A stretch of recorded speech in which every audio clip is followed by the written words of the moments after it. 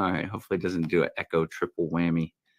All right, there we go. Now let's go ahead and go live here. And we're going live. All right. Okay. Thanks again for joining us, guys. Keep letting us know where you're tuning in from. We are going to be kicking things off. All right. I hope folks can hear me. Let me know in the chat if you can hear us. Derrick, let me know if you can hear me. And if you're having trouble joining Derrick, then we will. I'll just do my little piece first. So let's get that going there, and this here, and where's that? There's that. We'll go full screen. Okay, that should be working, I hope. We're doing it live, everybody. Let me F11 here, function F11.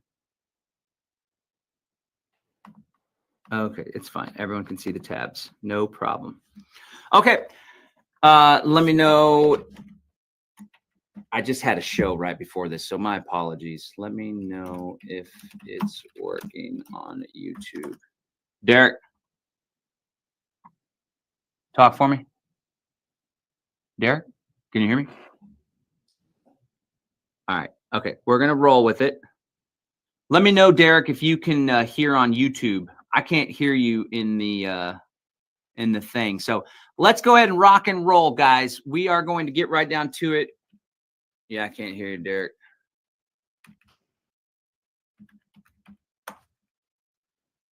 I got nothing. There's a test screen before. There's Michael Mankinder. All right, I'm going to let you figure that out there, Mr. Derrick, and then feel free to pop in and try. You should be able to test it, though, right? If you get it working on the screen before, then you'll be able to work on while we're here. All right, there's Mr. Derrick. Okay, here we go. Ladies and gentlemen, let me know if YouTube. Okay.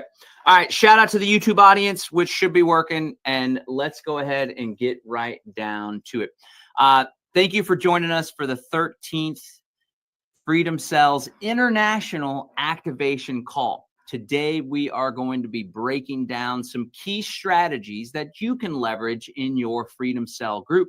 We're also going to open up the floor for question and answer, for sharing best practices, for sharing any concerns about this crazy Freedom Cell thing that we have going here.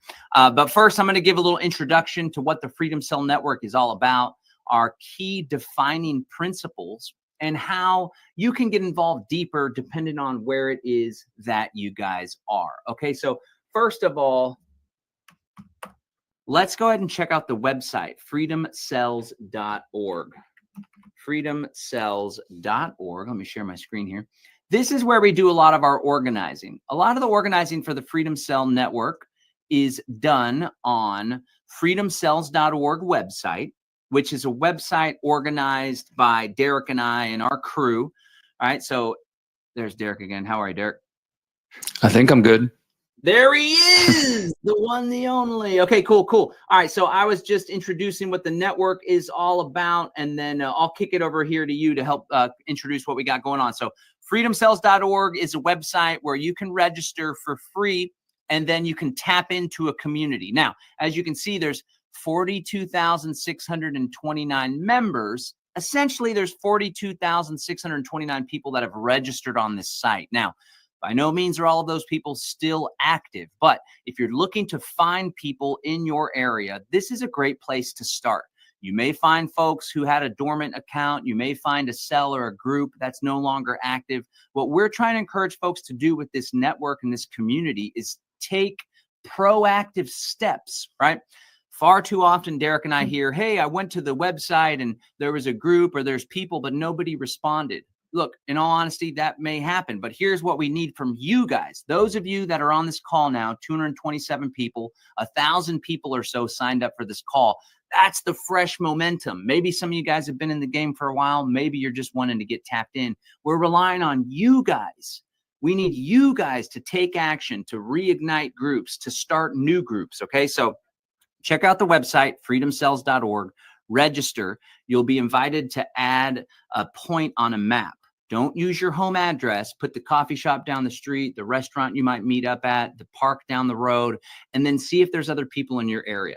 We're also very active on Telegram. I'll be dropping some links in the chat and highlighting them as we go on the call. But if you register on the website, you can access the Telegram groups there as well. So those are the two key places that kind of form a public square to find people. Once you find people and connect with them, you can start a private encrypted group on Session or Signal or whatever to really be more intimate and more private and secure. But what this movement is all about is meeting up in real life. And so before we get to the principles, Derrick, do you want to share about why it's so important to meet up in real life and maybe talk about some of your history with the Freedom Cell groups in Houston and now in Mexico? Sure. Can you guys still hear me okay? Yeah, you're coming through good. Cool. So yeah, thanks everybody for joining us today, and thank you, John, for getting things started. Yeah, and I've been trying to build Freedom Cells along with John for, I guess, about a decade now, starting here in Houston, Texas, which is where I'm at right now, and continuing in Mexico, where I live now. I will say that one of the things I want to address today, and I hope that we hear from people in the chat, as well as maybe anybody who wants to pop on screen, there's a number of concerns people face. We hear common challenges like, I know a big one is just how do you keep people motivated? And then there's one that's coming up a lot recently that I'm going to get in, that I want to share on. And that's like, how do you deal with difficult people? There's always going to be challenges. I guess I want to start with saying there's always going to be challenges. Like John said, you might be the person who goes to freedomcells.org right now. I see people commenting saying, I started the cell, I post about it, but I don't really hear anybody.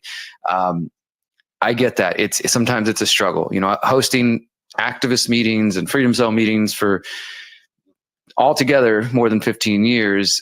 There's some months where you get 50 people show up, and that feels great. And there's a lot of energy in the room, and there's a lot of momentum, and everybody's got ideas, and plans are being made, and goals are being set. And then maybe you accomplish some of those goals, but then maybe a few months later or a year later or something like that, you get 5 or 10 people that show up, and that feels a little less exciting, but still good that you have anybody willing to show up. But I know it can kind of be disheartening. And then there's always, the potential you might have a meeting and no one shows up, or one other person shows up. I just want to encourage everybody to not be discouraged by those moments, because unfortunately, our fellow human brothers and sisters, and maybe even some of us here in this room, are often only motivated whenever the world seems really crazy. So if you saw the emails that we've been sending out, we kind of were, discussing the wars that are happening now and how this is just another reason why we need to be organized on a local level. During COVID, like the numbers John showed on the website, most of those numbers came because of COVID 1984. Prior to COVID, there was only 1,000 or 2,000 people on the website. Something bad happened, and all of a sudden, a lot of people got highly motivated and decided they wanted to get organized and connected on the local level. Then as things start to go back to normal, quote unquote, less and less people are active. So there's 40,000 people on there, but that doesn't mean those people are active, unfortunately. We wish they were all active. And even on the Telegram group, some of them were really, really, popping, and across Mexico and across the world, and Europe and Canada and India and places like that. And I'm sure a good chunk of those groups are pretty much just, inactive or no longer being used. That doesn't mean that there can't be a revival of that energy, but I just want to kind of put that out there, that just be aware that things tend to go in cycles. I wish it wasn't that way. And there's going to be those of us who just stay motivated regardless of what's going on, and just stay focused, which is hopefully the the people we're talking to today. But if you have moments where you're struggling to get people activated, just roll with it and just keep pushing at it. Or maybe you take a break for a little bit and then you revisit it once the energy has kind of shifted or changed or evolved or whatever. But for me, in my practice, I just stayed consistent with it, even before doing Freedom Cells, when I was just doing an activist group.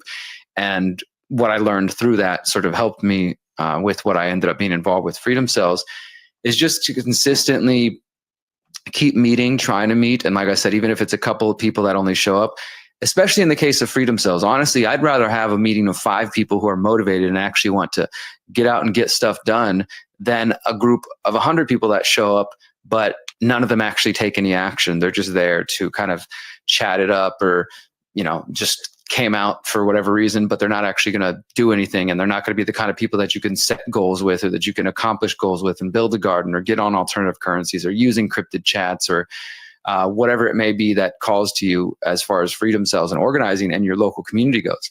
So even if it's a small group, sometimes that's all you need. Because I sometimes tell people that the freedom cells is intended to be like taking, many of you are probably already in other activist groups, whether that's in person or online, and that's great.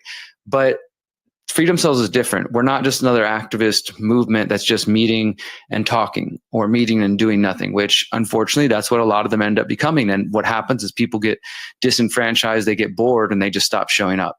But if you're somebody who's highly motivated, go to those other activist meetings and find the other people who are highly motivated and encourage them to start a freedom cell with you. That's really what it is find like the doers, the activated people, not just the people who are like, oh, I'm awake and I just want to sit around and talk about conspiracies. There's a time and a place for that, but that's not what Freedom Cells is about. Freedom Cells isn't about debating politics, debating conspiracies, complaining that everybody else is a sheep and you're so awake, or any of those kind of things. It's about finding the people who truly want to get activated and want to take action, coming together. How do we do that on the local level, in our own backyards, taking inspiration from what other people do in other places, and then building these sort of decentralized parallel networks? And I honestly think, John, that probably now is a great time. I think maybe Freedom Cells, as I was saying, it has moments of ebbing and flowing, but I think right now it seems in the last year that way more people are awake to technocracy and are understanding this idea of building parallel systems and alternative systems. So I feel like, yeah, maybe this is the moment where we're going to see another spike. That's right. That's right. Yeah. And to echo what Derrick was saying, we're really trying to encourage people to just stay persistent with your exit and build goals. And what the Freedom Cell Network is all about is helping you to find other people that are also motivated by solutions, and they're focused on all of that. We're not trying to react. We're not trying to get the next guy elected or this guy unelected. We're really trying to live these principles and to build a more free world. So yeah, we're trying to encourage you guys. We want to encourage you guys to tap in. And I think that we are in a period of momentum. Unfortunately, folks really show up when there's a lot of chaos and strife. It's okay. It's to be expected. But stay positive. And one quick thing before we get into the principles, and then Derrick and I are going to teach a couple things, and then we're going to open up the floor. I just really want to encourage people, because a lot of the stuff that we do, Derrick and myself, right? Derrick's thing is the conscious resistance. There's an element of activism in the physical world, but there's also a spiritual element. Let's become better versions of ourselves. I'm on that same wavelength. And it's like the people, if you're complaining about there's nobody in my area and nothing's happening, chances are you might be attracting that. Whereas if instead you're like, there's nobody in my area, nothing's happened, but I'm going to take responsibility for making something happen. And I'm going to become the type of person that attracts other doers and builders, right? It's an inside job. So if you're struggling to find people, or if people are coming to meetings and then they're bouncing out, I just want to encourage people to lead by example. Like the classic Kevin Costner movie, if you build it, they will come. If you start doing cool shit, if you build a community garden in the neighborhood, if you have some land, or if you got a cool project going on in your backyard or whatever, if you're a vibrant person that's enjoyable to be around, then you're going to attract more people. When they show up to a meeting or whatever, they're going to want to stick around and come back again. But if you're, woe is me, this is so hard, why isn't anybody showing up? I just can't believe the government's doing all this to us, and you're like radiating this victimhood energy, then people are going to be like, that ain't any fun. And that's kind of dark and really, frankly, kind of depressing. But if you're all high on life and you're living your best life, and you're like, what can I do to use these opportunities and these challenges that we're all facing with the government and the economy and war and technocracy, and sometimes it's hard to make ends meet with all the inflation. If you're like, I'm going to take this as an opportunity to grow as a person and recognize that we are put here for a reason. And everyone on this call is here for a reason. You could be elsewhere. So I want to thank you first and foremost for spending your time with us, because this is really important work that we're all doing together. This is a movement that gets co-created. It ain't Derrick and I, it ain't the guy that's organizing the meeting. It's each and every one of us playing our role. There's any number of things that you could be doing, but you're here. You're here for a reason, right? You were attracted to this network, to this message. And I just really want to encourage you guys to embody the principles that we convey through the network and help us take this to the next level. Let's break down these principles. And John, then, can I add one thing real quick? Yeah, go ahead. Just want to throw, just to let everybody know, for those, first of all, thanks to everybody who's watching on Odyssey and YouTube and elsewhere, but to the 250 people watching through the webinar, I did launch a poll, and it's just asking who's already on freedomcells.org. You got three options: I am not, or I'm signing up today. Let's try to get more people on the list of I'm signing up today if you're not on there. And maybe this could be the beginning of kind of rejuvenating freedomcells.org, getting some more energy in there, or, starting, again, whether you use on other platforms. We created the website just to be a simple way to sign up and use the maps, and we'll talk more about that. But regardless of whatever platform you use, the goal is we're just trying to encourage you guys to get connected locally. And so wherever you do it, take action there. And then I just wanted to show this comment real quick. It is always helpful to be positive when you're trying to create something or start something, says Laura. And I thought that was a comment worth sharing. But yeah, that's it. Let's go. Yeah, remember the platforms, like the website, it's just a means of connecting with people. It's not like the website's going to change the world and all this stuff. I will say, though, if you come across any bugs or like this function doesn't work, or I clicked on this link and it didn't work, email us at support@freedomcells.org, support@freedomcells.org.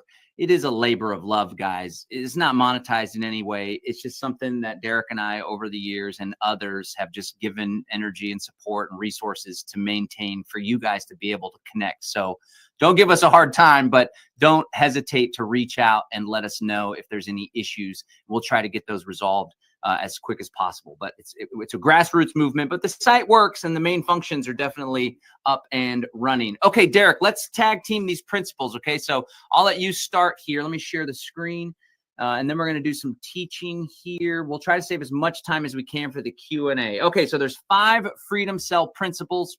It's an open source movement. You can take the ball and run with it. You can start groups. You can host meetings. You don't have to ask permission from anyone because it's completely decentralized, which just so happens to be the first principle. Derrick, what's this one all about? So decentralization, the Freedom Cell Network is decentralized, horizontally organized, and operates through voluntary association. No one person or group has authority over the other. And just to kind of elaborate on that, what I do in Houston, Texas, or in Morelia, Mexico, is going to be inherently different from what you do in Tallahassee, Florida, or in Rome, Italy, or wherever else you might be, in Canada, Montreal, et cetera, right? We have different backgrounds, different environments. We have different local issues that maybe, you're focused on, different interests in general, right? A group of people coming together in Houston, Texas, might be completely different from the group getting together in Montreal. We might have our focus different, right? Our group might be highly focused on permaculture, for example, and you might be more focused on, encryption and encrypted communication, things like that. Or maybe you do all of it. The point is that each Freedom Cell is intended to be different and unique on its own. As John said a moment ago, we've kind of been leading the charge over the years. We helped build the website. We're constantly trying to improve that just as sort of a base of operations. But the real Freedom Cell Network is all of you, everybody out there existing who, whatever you're doing, whether you're in the US or you're around the world, if you're organizing on the local level, you're trying to get together with like-minded people, and you're thinking about solutions, and you're thinking about exit and build, opting out of systems, building new systems, then you're a part of the Freedom Cell Network, right? Even if you don't call your group a Freedom Cell, there's some people who call theirs the Idaho Circle, or the Hive, or the Hub, or whatever name you come up with, or even if you don't have a name, it doesn't really matter. That's the beauty of decentralization, that each group, each cell, each pod is not intended to be exactly the same. It's not intended to look the same, to act the same, to have the same goals. The only thing that really unites all of us are these principles that we're going over here today. Is like, if we can all come together with these shared principles, then in that, beyond that, we have this beautiful diversity that I think is really what makes the network powerful. Yeah, there's actually somebody in Central Texas that had a Freedom Cell group, and I guess I really triggered them. I don't know what I could trigger anyone about. I'm just kidding. But they changed it from Freedom Cell to like Freedom Circle. By all means, it's just about getting together in real life and connecting with other people. And on that regard, it's local. This movement is hyper local. It's an international network, which is awesome.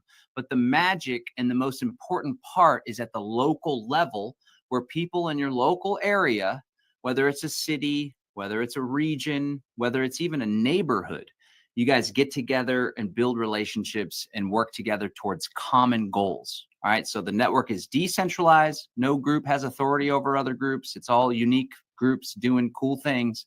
And it's really hyper focused on being local, down to the as close as possible. Do you want to share about solutions focus? All right. This, I think, is one of my favorite and one of the most important ones, because as I was kind of alluding to a moment ago, you can get together in different activist groups, and especially on the internet, and people want to talk about the conspiracy of the day or debate COVID, or if we're going to go to war, or is Trump a good guy, or whatever. And there's a time and a place for that, right? There's millions of places on the internet where you can do that. There's regular social media, there's forums. Obviously, you can argue with people in person if you like. But Freedom Cells is not that place. Whether we're talking about our website, freedomcells.org, where we will specifically, if we catch wind of it, we're not constantly monitoring the website. So I'm sure there's probably some things that we wouldn't want on there. But we do specifically look, like if people are posting about politics and posting about the conspiracies or whatever, we'll kindly say, hey guys, just a reminder, this is not the place for that. And sometimes people are kind enough to say, thanks for reminding me. I kind of forgot. That's not what Freedom Cells is about. I'll post this in another place. And kind of get them back on track. Focus on solutions. As it says here, our mantra is assume everyone knows the problems, focus on the solutions. We only have a limited amount of time and energy. Let's use that time to take action. Some people get really triggered by this. When we try to moderate the groups, they call myself or John or anybody out there who's moderated a group and tried to say, hey, Freedom Cells is intended to be focused. Like we have a big Freedom Cells UK group. There's a Freedom Cells Denmark group on Telegram and others. And, sometimes we make this suggestion, say, hey, we don't want to tell you guys what to do. Ultimately, do what you want. But just a reminder, Freedom Cells isn't supposed to be a place where you're sharing. Because what I've noticed this, and I know you see this too, John, and I can't fully fault them because this is something I did early on in my attempts to reach people, is you'll have somebody who maybe they made a video or they're watching a video they think is really important, and they'll share it in like 100 groups, any group that they're in. They just start dropping it, even if it's not relevant, has nothing to do with it. And in one vein, I think they think they're helping. They're like, I'm just trying to get this in front of as many people as possible. And maybe it does reach a few people, but that's not what Freedom Cells is intended to be. We've seen this, especially online over the years, where a lot of groups just end up becoming dumping grounds for just news. And then what happens is everybody stops paying attention, and then it loses its purpose. But instead, what we try to do on the main Freedom Cell group, which John just posted on the webinar for those who are on here, there's a main Telegram group for Freedom Cells just to pop in and say, hey, this is where I'm from. And then we usually try to direct people and say, hey, go check out this group. There's a main Mexico group, Canada group, etc. And some of these might need to be remade. I know the Canadian group, I think, is kind of fallen out of favor. It doesn't seem like it's being moderated very much. If anybody's here and you're on that, let's get that going again. But the point is, the meetings, the in-person, face-to-face, and the online groups are all intended to be solutions focused. Again, assume everyone knows the problems, focus on the solutions. So if you're thinking of sharing something, or you're thinking of starting a debate topic at the Freedom Cells meeting, ask yourself, is this a problem or is this a solution? And not to say we're going to totally ignore the problems, but let's say you're like, hey guys, I'm concerned about the militarization of the police, or I'm concerned about Palantir and the rise of tech surveillance. Also kind of turn that conversation from just complaining, oh, well, what are we going to do about the crazy digital IDs, to what are we going to do about digital IDs, guys? We have a Freedom Cell here. Can we start coming up with plans? How do you guys plan to handle this, right? Turn that reactive stance of, oh my God, there's this scary thing happening, to how do we handle this? How are we going to approach it as a community, as a group, as a cell, as a pod? Excellent. Okay, good stuff. Good stuff. Yep. Stay solutions focused, everybody. All right. The next principle to hit, and again, if we're moderating a group, Derrick and I, we maintain these principles and we act as moderators. And if folks aren't in alignment with these principles and they're stumping for a political campaign or whatever, or they're trying to organize for something that's thousands of miles away, we'll let them know.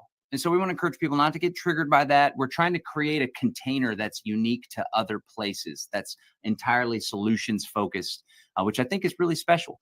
Okay, the next thing is we're nonviolent, right? We want to create a free world where all relationships are voluntary. And the quickest way to derail that is to start calling for the initiation of violence. So that's a big telltale sign of an infiltrator as well. But it's also a telltale sign of somebody that needs to get more heart-centered and take a chill pill, really, at the end of the day. So we're nonviolent. We're peaceful resistance, satyagraha, like Gandhi, right? That being said, if we don't have any problem with anybody defending themselves or anything like that, but it's not a place to organize militia groups or to get all gung-ho about taking anything down or destroying anything. We're not destroyers, we're builders. Okay, so nonviolent, really important thing, especially as this group grows in prominence and the impact that we have in the world. You can probably expect that there's going to be infiltrators. Just be aware, nonviolent, 100%. All right. I just want to make a note. I see there was a comment about the Canadian group. Just to make it clear, what I was saying is like we sometimes have nationwide groups. So you got a Mexico group, and then within that, people have links to more regional groups. Same thing with Canada. It's not intended to be like a one size fits all, but that's a good place to start if you are in Canada. All right. The other thing, and I kind of alluded to this already, is that we are apolitical. The Freedom Cell Network is focused on building, not voting, not lobbying, not politicking. Politics is not the solution to our current problems, and we are not waiting around for politicians to make the world a better place. That one cannot be repeated enough. And it kind of goes back to with the solutions focused, because again, we see this every cycle.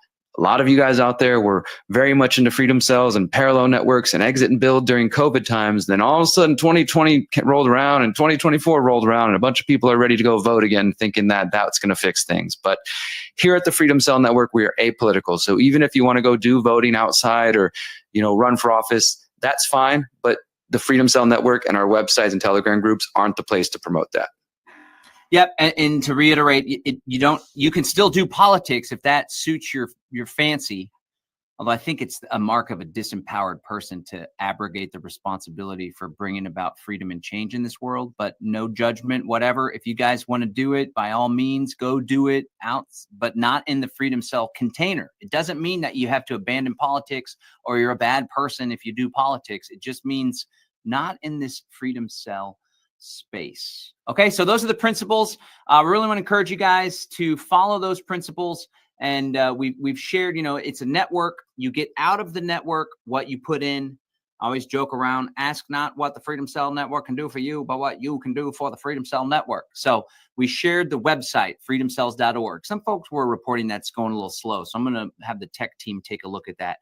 We also shared the Global Freedom Cell Telegram group, which is a great place to go in and tap in and get connected with the network. There's a Freedom Cell directory link I just shared as well. I'm going to highlight that. That has a list of a bunch of the different local national groups as well. Now, again, some of these groups are dormant. If they're dormant, maybe we could try to find the admin and you could become an admin. Also, if there's a group like, some whatever, Alberta, Canada, we're picking on Canada, or UK or whatever, and you're like, the group, all they ever do is just talk about politics. You can go in there and try to be like, hey guys, that's not what Freedom Cell's about. But if the moderator or the guy that created the group is like, this is what we're doing, we really have no control over that. And that's okay. Start an alternative group, call it something just slightly different, and then you be somebody that leads by example, and you'll attract the right people to that group. Okay, so there's no reason to get into a hissy fit because my city's already claimed by this thing and they're not really doing freedom cells. Just start another group. It's all good. At the end of the day, these groups and the website are only serving the purpose of finding the others. And where the real magic happens is meeting up in real life, The pendulum's swinging back towards that with all the AI and the Zoom and get behind the computer lockdown stuff at COVID. We're helping to push the momentum back towards getting together for in-person events, working in the garden together, raising the kids together, you name it. Okay, unless you have anything to add in general, you want to share? Just super brief to that, because I've heard people say this to me as well. They're like, well, we started a freedom cell in our area and then some, a-hole took it over and then, he's super egotistical. And I'm going to talk more about this later, but just specifically on the piece you were talking about, it's okay, guys, if there's more than one group in an area, right? Especially if somebody's doing it and you're like, they're not really doing it in line with the principles. And of course, please do start a new group and try to stick to those values that we just discussed. But even if it's just somebody is maybe just not a personality that, is you're driving with, everybody doesn't necessarily have to get along, especially like I'm in Houston. I mean, there's like 5 million people in the greater Houston area. There's room for more than one group, right? And especially if you take different approaches, it would be great though, even if you had, say, multiple groups in one area, that y'all could still come together and collaborate. But if that doesn't always work out, it's okay if there's more than one group in an area. Yep. Okay, Derrick, you have something to present. I'll let you take it away. I guess if we both just do a quick 15 or so, we should be good for the Q&A. Cool.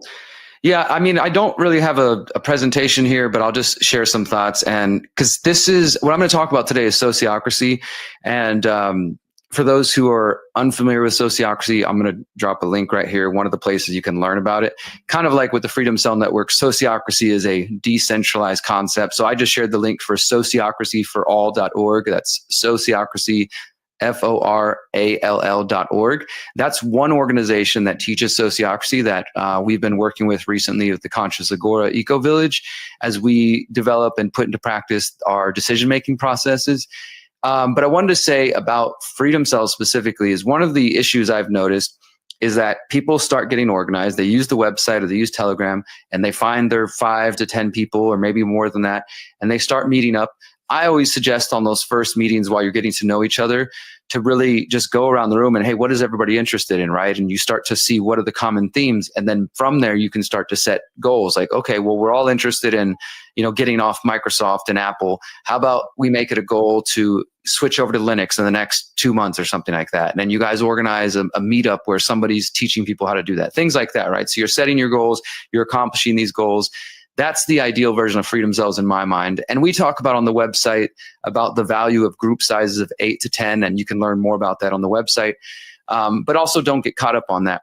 But what I'll notice often is that people will get to that point, they start organizing, they start meeting up. And some groups can kind of like work with spontaneous order and they don't need a lot of, central planning or management, and things just happen naturally. Of course, there's always going to be somebody who's kind of like leading the charge. I do encourage you to rotate that. So it's not just me hosting the meeting every time. Instead, you say, hey, how about Sally, you take a turn leading the meeting this week, and we just go around and, whatever your agenda is, whatever you're working on.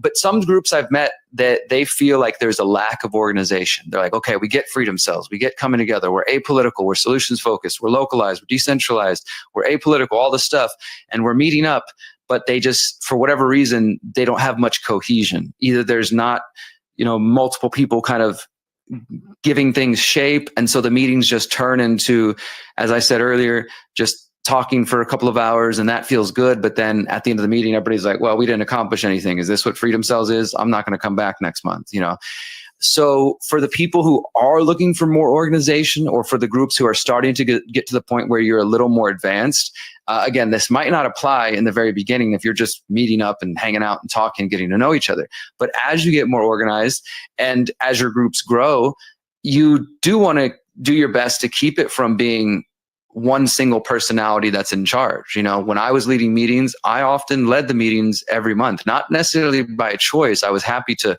pass it off to somebody else, but I'm kind of just a doer. So if nobody's doing anything, I'm going to step up and just start doing things. And so that's just my personality. Sometimes strong personalities like that will take charge, and that can be good, it can be bad, right? Somebody can take charge and things can get done and everybody steps in where they want and we all show our strengths. Other times somebody has maybe more of an ego about it and they kind of take control, not just lead and guide, but they take control. And then it's about what they want to do, and everybody else deal with it or leave. We want to avoid that. And sociocracy is one of these ways to do that. So if you are interested in organizing your Freedom Cell from being a group of 8 to 10 or 15 or 20 people that meet up and actually having a little bit more structure, I want to encourage you guys to check out sociocracy.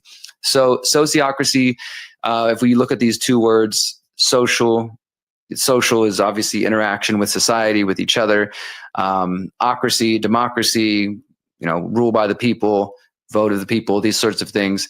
So sociocracy, the idea is to kind of make it a bit more decentralized. This is why I think it works perfectly with what we're doing. Make it more equitable, you could say, egalitarian, but in a way that is natural, I think. So instead of it being one central ruler, one monarchy, or we're all voting by, majority rule, which I think many of us realize, in democracy that it's actually a limited thing.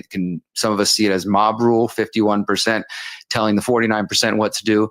Sociocracy tries to avoid some of those pitfalls, and they also try to avoid the pitfalls of consensus. So for those who are familiar with decision-making as consensus, like let's say you have an activist group or a business or church or whatever, if you were voting by consensus, you go around and you basically just go around and around until people are all on the same page, until everybody has like an agreement and there's no objections. This can be useful for some people, and some people swear by it and use it, and it's been common in activist groups for decades. But it can also end up being very long, drawn out, exhausting meetings. And again, leading to people just deciding not to come because, hey, this is no longer fun. It feels too like just kind of static and it doesn't feel free flowing. And maybe some of you will feel that way about sociocracy too after I explain it. That's fine. If your meetings kind of have a natural flow to them, then maybe it's not necessary. But I have met many people who've come to me and said, look, Freedom Cells is great. I'm meeting people, but there's no organization. We're not getting anything done. And again, it's going to depend on the personalities and the people that are around. So rather than doing consensus, which is like trying to get everybody on the exact same page, and rather than doing majority rule, which is, if we outnumber you, we win, you got to deal with it either way, or just having one person deciding everything, sociocracy tries to bring everybody's voices in, sort of with consensus, and hear from everybody. But instead of making it where we have to be on the exact same page, they often talk about, or at least the way I've learned it, about a zone of consent. So let's say that your Freedom Cell is trying to make a decision about what the next goal you guys want to focus on, or the next topic, and you have 3 goals or 3 topics. There's a lot of people interested in permaculture and talking about growing food. There's a lot of people interested in getting off big tech and focusing on that. And then you've also got some people who think maybe you should focus on outreach and going out and passing out flyers and putting up posters and promoting your local Freedom Cell so you can get more people coming in. And rather than just picking one at random, you decide to use sociocracy. So in a sociocratic situation, let's say that my ideal situation is to say, I believe that we need to do more marketing, more promotion. We need to hit the streets and keep telling people about Freedom Cells. I think we should do that before we start focusing on other goals. And that's my ideal situation. So you kind of put that right in the center. Ideal, perfect scenario for me. But then even within that, imagine like a circle around that ideal situation of marketing and promotion. There are other things that I could live with, right? That is called our zone of consent. Now, outside of that circle, there's things that I can't live with. Like, let's say people say, well, the Freedom Cell should focus on organizing a violent protest, right? Something that goes against all of our principles. Well, that's out of my zone of consent. Guys, if you choose to do that, that's no longer a Freedom Cell and I'm out of here. I'm going to leave, right? But within that zone of consent, though my ideal situation is marketing, I could probably live with us focusing on permaculture. It's not my favorite, but I'm not going to leave the group over it. And I could also live with us focusing on getting off big tech. I probably need to learn a little bit about that. It's not my first choice, but if we choose that, I'm not going to leave. I'll still show up, right? That's just a very small taste of how you start thinking in terms of sociocracy, like not just trying to make sure everybody is 100% on the same page of everything, because it's okay to not be on the same page, but can you live with it is sort of like a question to ask. And again, as I said, this won't always be necessary. Sometimes decisions will just be made naturally and you don't even need to worry about it. But sometimes sociocracy can be helpful to do that. And one of the other ways I think sociocracy really lines up with Freedom Cells is the fact that they use what they call circles. And some people in the Freedom Cell movement have called their groups circles, pods, hubs, hives, cells, whatever name you use. But in sociocracy, they talk about circles. And I'm going to get a little bit into the weeds here just to kind of explain this overlap. Like I said, if this is overwhelming, then maybe this is, it's irrelevant right now. Your group is just starting. You're focused now on just recruiting people. Don't even worry about it. But for those of you who have been at this for a while or have tried before and you felt like, yeah, it wasn't very organized, maybe sociocracy is one way that you could approach it. And as you get more people involved, then you say, hey guys, let's try out this sociocracy thing to make decisions when necessary. So I'm not the only one making decisions, or it's not just this other strong personality making all the decisions. So let's imagine our group grew to 15 people, 10 to 15 people. And we're meeting regularly. We've got goals set. We're really we're kicking ass, right? And we start to realize that, as I said in the last example, there's a good chunk of the people who are focused on permaculture and growing food. We're all interested in learning about it, but there's at least 3-4 people who are like, that's their jam, and that's where they really want to focus on. And at the same time, there's also another handful of people who are very, very much about getting off big tech. These are the people who can switch everybody's phones over to Graphene OS and de-Google the phones and help you get your laptops and computers on to Linux and things like that. So you end up with a couple of pockets there of people who are focused in kind of specialty areas. In sociocracy, you would call that a circle, right? So maybe you have a permaculture circle, and that has a few people in it, and then you've got a get off big tech circle, and that has a few people in it. But there's also the larger circle, which is just your freedom cell that everybody's a part of, right? So it's a way to kind of start to get a little bit more specialized. And so let's say that on your online groups, you have a Telegram group or whatever other platform you use. You have the main group, so you have your Houston Freedom Cell, but that you can create topics for permaculture, for getting off big tech, for whatever other goals you have. And in those different topics, the permaculture circle, using sociocratic terms, could meet that, and they could discuss there regularly. Hey guys, we're working on an idea. We're going to put together a community garden day, and we want everybody in the Freedom Cell to come out, right? So it's still something that everybody can participate in, but it's the specific circle would work on it. Now, again, when we're kind of loose activist groups, it's a little bit different. Like, we're using sociocracy for being on land with community who we plan to live with. And so we're going to be making decisions that impact each other. It might not always be completely necessary to follow every step of sociocracy, but I think that general idea of using freedom cells as circles, even within our broader cell, because not everybody's going to be interested in every topic. But let's say that the permaculture circle puts together an idea, and then at your monthly freedom cell meeting, I say, hey guys, I'm Derrick. I'm here representing our permaculture circle within the broader freedom cell, and we have an idea we want to put out. We're proposing that this month we go to this local community farm we found. They're going to teach us all kinds of things. We're going to get to go home with fresh food and pick some eggs and do whatever. They got a whole day planned, and this is being organized by the permaculture circle within the broader freedom cell.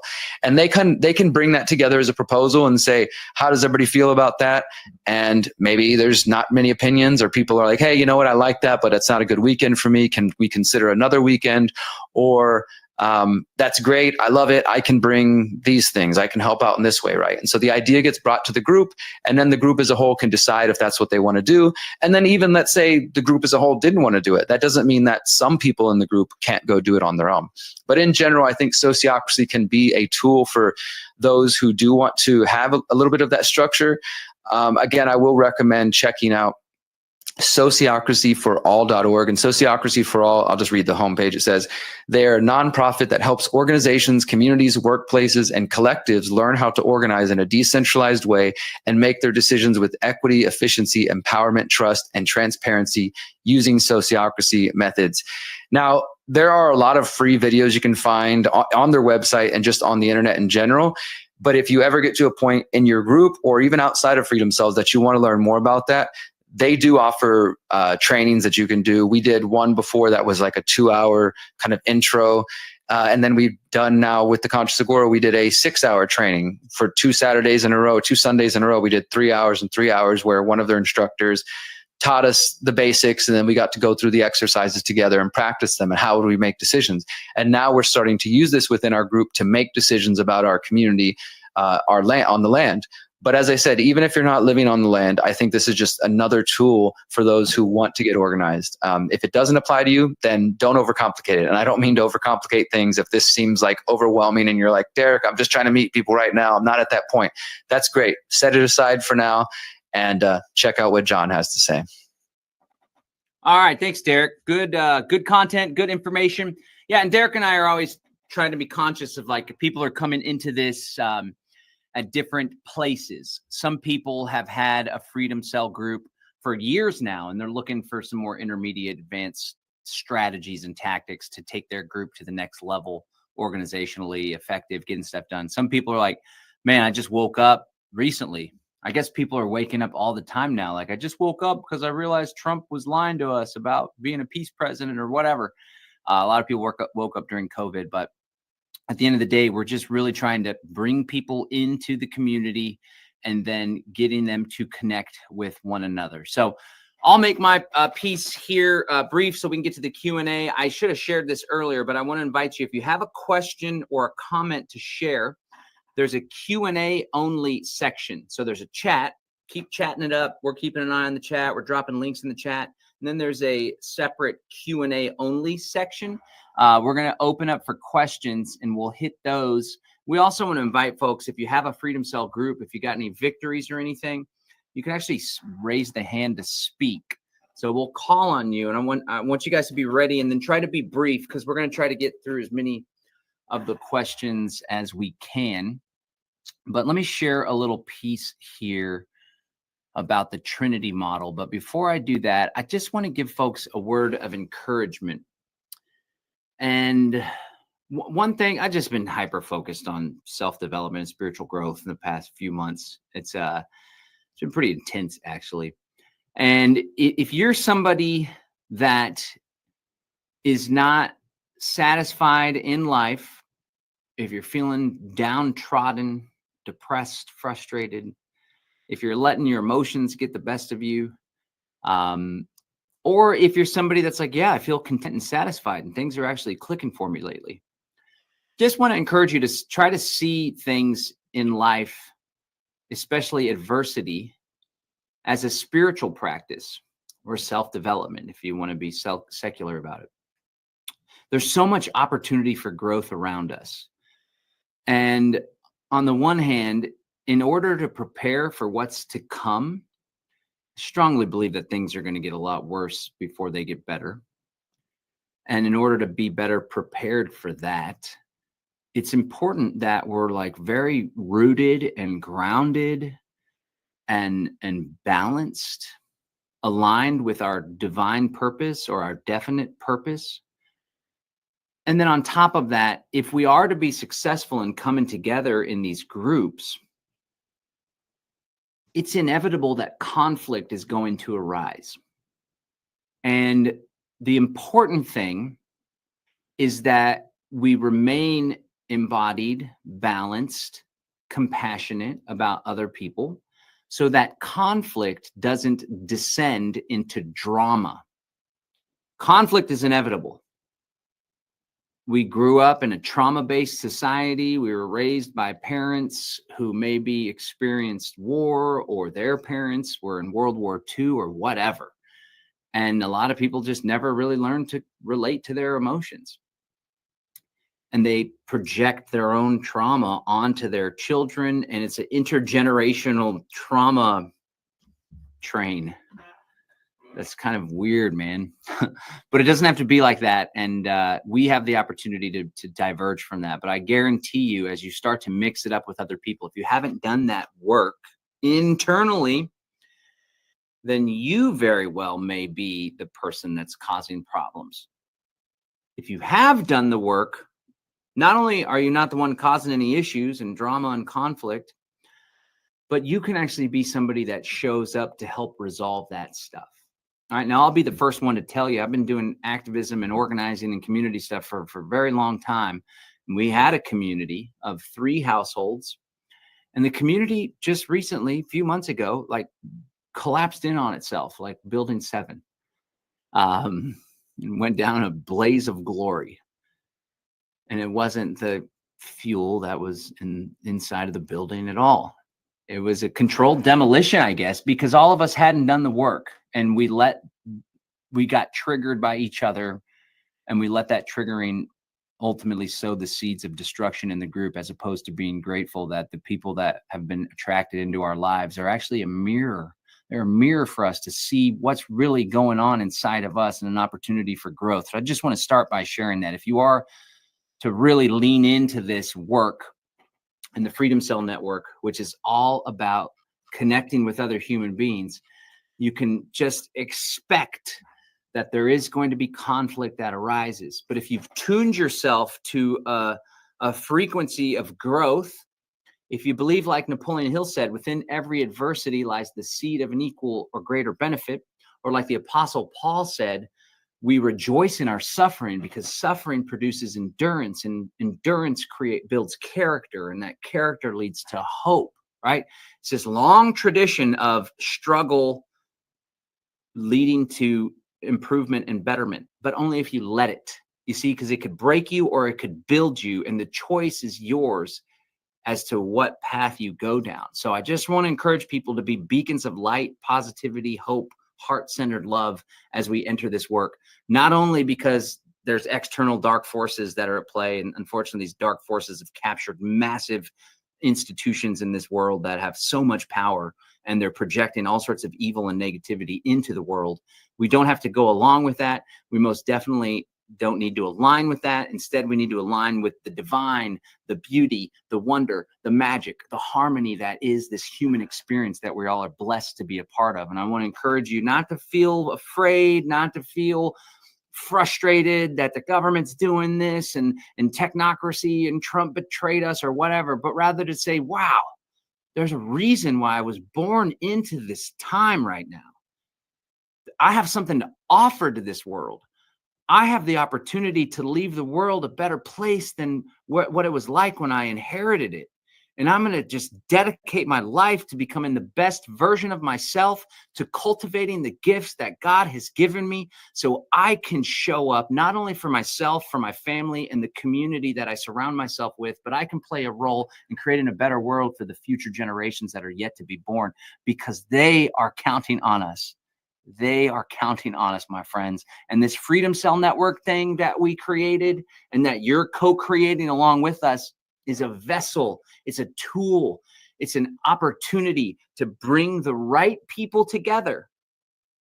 The remnant in biblical terms, the people that are going to pick up the pieces of society when it all collapses and comes crashing down and rebuild it. But we're not going to wait for it to crash down, because we're done with their predatory, corrupt, crooked, broken system. We're done. We're done. We still might have some entanglements that we're trying to weave away from, but we're done with it. And it's clear what our mission is. If you're on this call, you're part of the mission. The mission is to build the new earth, to create heaven on earth. If you're Christian, to create a world that's in alignment with our values as free, powerful, beautiful human beings, as the one and the only Derrick Broze likes to say. And so I want to thank you again for being here, and just recognize that what we're doing ain't about self-preservation or creating more freedom for ourselves. It's much bigger than that. All right. Okay. And there's a great way to bridge, again, the old way. We're entangled. We're tied up in the system. There's this path to break free of that. Right. So agorism, counter economics, that's the core of what we're doing. But sometimes when we're doing stuff under the table, it's a little bit challenging to steward resources, to pool money together. Who's going to have it? What if we want to take some credit card donations? What if we want to have a Bitcoin wallet or whatever, right? You got to trust this guy to do it or that guy to do it, whatever it may be. Well, there's tools and frameworks that we can leverage in order to have that foundation that can steward resources, steward land, steward a piece of property or like a building that we all meet at, or pool resources to host a big event, right? It's called the Trinity model. I learned about this framework from Bradley Logan. He's the divine law guy. Now let's give you a quick overview. We put together a webinar where we break it all down. Free webinar, livefree.academy/Trinity is the website. livefree.academy/Trinity. You can sign up today and check that out. But essentially it's these three pieces. And I came to realize that this framework fits perfectly for established freedom cell groups that are looking to have a little bit more structure and that are wanting to stay in the free world, which we call the private realm. So you have the public realm, man-made law, statutes, LLCs, nonprofits, 501c3s, following the man's rules, Rome's rules. And then you have the private realm, which is God's law, divine law, natural law, whatever you want to call it. That's people cooperating freely and voluntarily together. Well, there's actually these pieces, these structures that can be used to go from this to that. Okay, so there's three pieces. The first piece is a non-statutory trust. It's basically a private trust where people come together. There's a benefactor or a beneficiary. There's a beneficiary, there's a grantor, and there's trustees. The grantor is the guy or the person that creates the trust. And then there's trustees that manage the trust. And then there's a beneficiary that receives whatever benefits could come from the trust. The beneficiary could be the earth or the community or whatever. This is all in the private realm, but it's these trustees that essentially govern the trust, right? So when it comes to, we want to get together with our Freedom Cell group and we're ready actually to acquire some land. But then it's like, well, who holds the title to the land? And do we have to trust that person? Well, you guys could all come together as trustees of the trust, and the trust could hold title to the land and steward that land on behalf of the community, on behalf of the people, right? So that's one piece, a trust. You can actually open up a bank account with a non-statutory trust, no certificate of formation, no asking the government for permission, no going to the Secretary of State or the county clerk. I've done it myself. We have this model we put together with our Ministry of Nature. It's called Freedom Family Fellowship. Right. So this is all stuff that people have done. I just did an interview right before this with the group doing it down the street from us called Cosmos Ranch. Okay, so you got a non-statutory trust. Then you have a private membership association. Now, you don't even have to do the trust. You could do just one of these pieces, but the private membership association is great for Freedom Cell groups too, because it allows the members to come together and have a formal agreement amongst themselves. If it's a Freedom Cell type group, ideally you embody those 5 principles, but you also lay out other things, okay? And so you have a board of directors that kind of organizes things, the organizing committee, the core Freedom Cell leadership team in your area or whatever. And then you have bylaws. The board creates bylaws. This is how we're going to run this membership association. And then the members come in and the members sign a private membership agreement. And that's like a social contract, essentially. And the beauty of this is that it gives you guys some structures and it lets you know how to expect to engage with one another. What happens if there's going to be conflict? We're all agreeing to not seek the court system should there be a dispute. Rather, we're going to use this preordained method of solving conflict. Maybe we're going to go to the group next door in the neighboring town. If we can't figure it out ourselves, we're going to go to them. But the cool thing is with the private membership association also, you can open a bank account with it. That bank account is managed by the board of directors. The board of directors can be chosen by a group of people that are the members. But again, like it's a bridge. So it's cool if you don't have a bank account, if you're pooling cash or if you're pooling crypto without any of this structure, by all means. That's really great. But if you wanted to pull in a little bit more money, or we're trying to raise money to buy that building downtown, and that's where we're going to do our organizing, and we're buying a 2-acre lot that just came available, and we're going to do a community garden there. These resources, these structures help you to bridge the gap. And then if the activities that you're doing are spiritual in nature, you can actually create a 508c1a faith-based organization that's exempt from income tax. So anytime money's coming in, right, if it's going into a bank account and that bank account's a company bank account or whatever, like I've helped to organize or I've paid people to manage the Freedom Cells website for the past couple years or so, year and a half or 2 years. But and the money's coming into my company, it's actually just money from me selling courses and stuff. But there's been times when people donated, right? But that's all part of my company, my LLC with the S Corp designation. And that company files a return every year, like an ass clown, right? I'm trying to work my way out of the system. But if you have the PMA and the PMA has this spiritual work, which all the work we're doing, you can see it as spiritual. I strongly believe it's all spiritual work. Now, all of a sudden, there's actually an exception to taxation. It's not a tax exemption where you got to ask permission to be exempt like you do with the 501c3. It's actually unlawful for you to be taxed as a church, a faith-based organization, a ministry of nature. So non-statutory trust stewards resources, private membership association organizes and puts into written agreements how people relate to one another. And a 508c1a serves as a protective spiritual blanket to avoid the taxation and the ire of the IRS should resources in the form of money start coming into your organization. You don't have to do this by any means to do a Freedom Cell group, but if you already have an established freedom group and you want to be able to have that structure that enables you to do A, B, and C, I'm going to invite you to check this work out. Again, we got a free webinar, livefree.academy/Trinity, livefree.academy/Trinity. Myself and my wife created this. We have a non-statutory trust, a PMA, a couple PMAs actually, and then a 508c1a faith-based organization designation. We have a bank account. We've received resources. We have a crypto wallet for our church. We're going to be doing some more Freedom Cell events here locally. We can raise money through the church and then spend the money to host the event. Really cool stuff. I hope you guys will check it out. I'll drop the link there in the chat. Okay, we're actually doing better on time here. Derrick, you want to come on back, buddy? I'm going to drop the link here. Do you have anything you want to add before we open up to Q&A? Not really, other than just to say that I think that it's interesting, both the things that you and I wanted to cover today that we were just called to, might be for those who are a little further advanced in their freedom cells, or like, like already kind of, like you said, deciding to get land together, and mine was kind of in that direction. So for those who are just at the beginning, please don't be intimidated by the things we shared. If you're not at that point yet, that's okay. If you're literally just trying to find your group or trying to start your group, then that's perfect too. As you get further down the line, some of the things John just shared might be valuable to you. Some things about sociocracy might be valuable to you. If not, that's okay as well. Just focus on connecting with people locally, getting to know each other. And I do want to remind everybody again, please do, for those who are on the webinar jam, I will be checking Odyssey and the other platforms. But if you have a question, put it in the Q&A chat. Looks like we got a good amount there that we can go over. And as I said, I'll go over and check if you're watching on my YouTube. John, if you want to check your YouTube, I'll check my Odyssey. And if you guys got any other questions there. And then we did have the poll still going so far. 71% of people who are on this call, which is 200, there's been like 250 in here.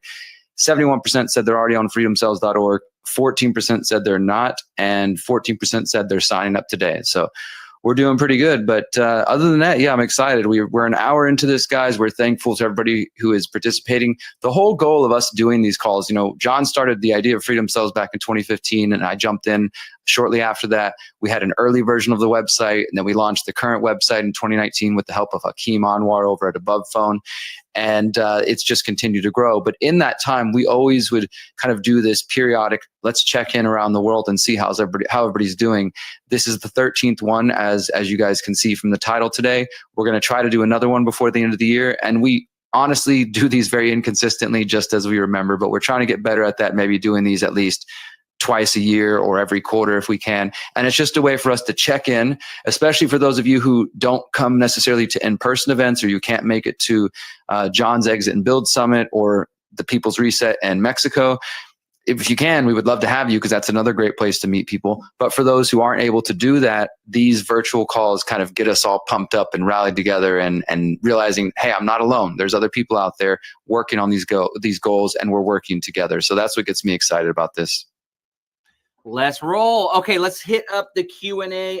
Derrick, I'm going to end the poll so we can launch another one. So the final numbers, 69% say I'm in the website, 14% I'm not, 15% I'm signing up today. It's free to sign up. It's organized by us, so it's not like some big tech platform. It's custom built on a WordPress website. So freedomcells.org is the website there. And I'll drop a new poll here in a second. Okay, let's hit the Q&A. The first one from Michael. Michael says, I'm in a rural township. I know the desired cell size is 8 people. So how big to cast that net? What if 40 people showed up? Multiple cells then?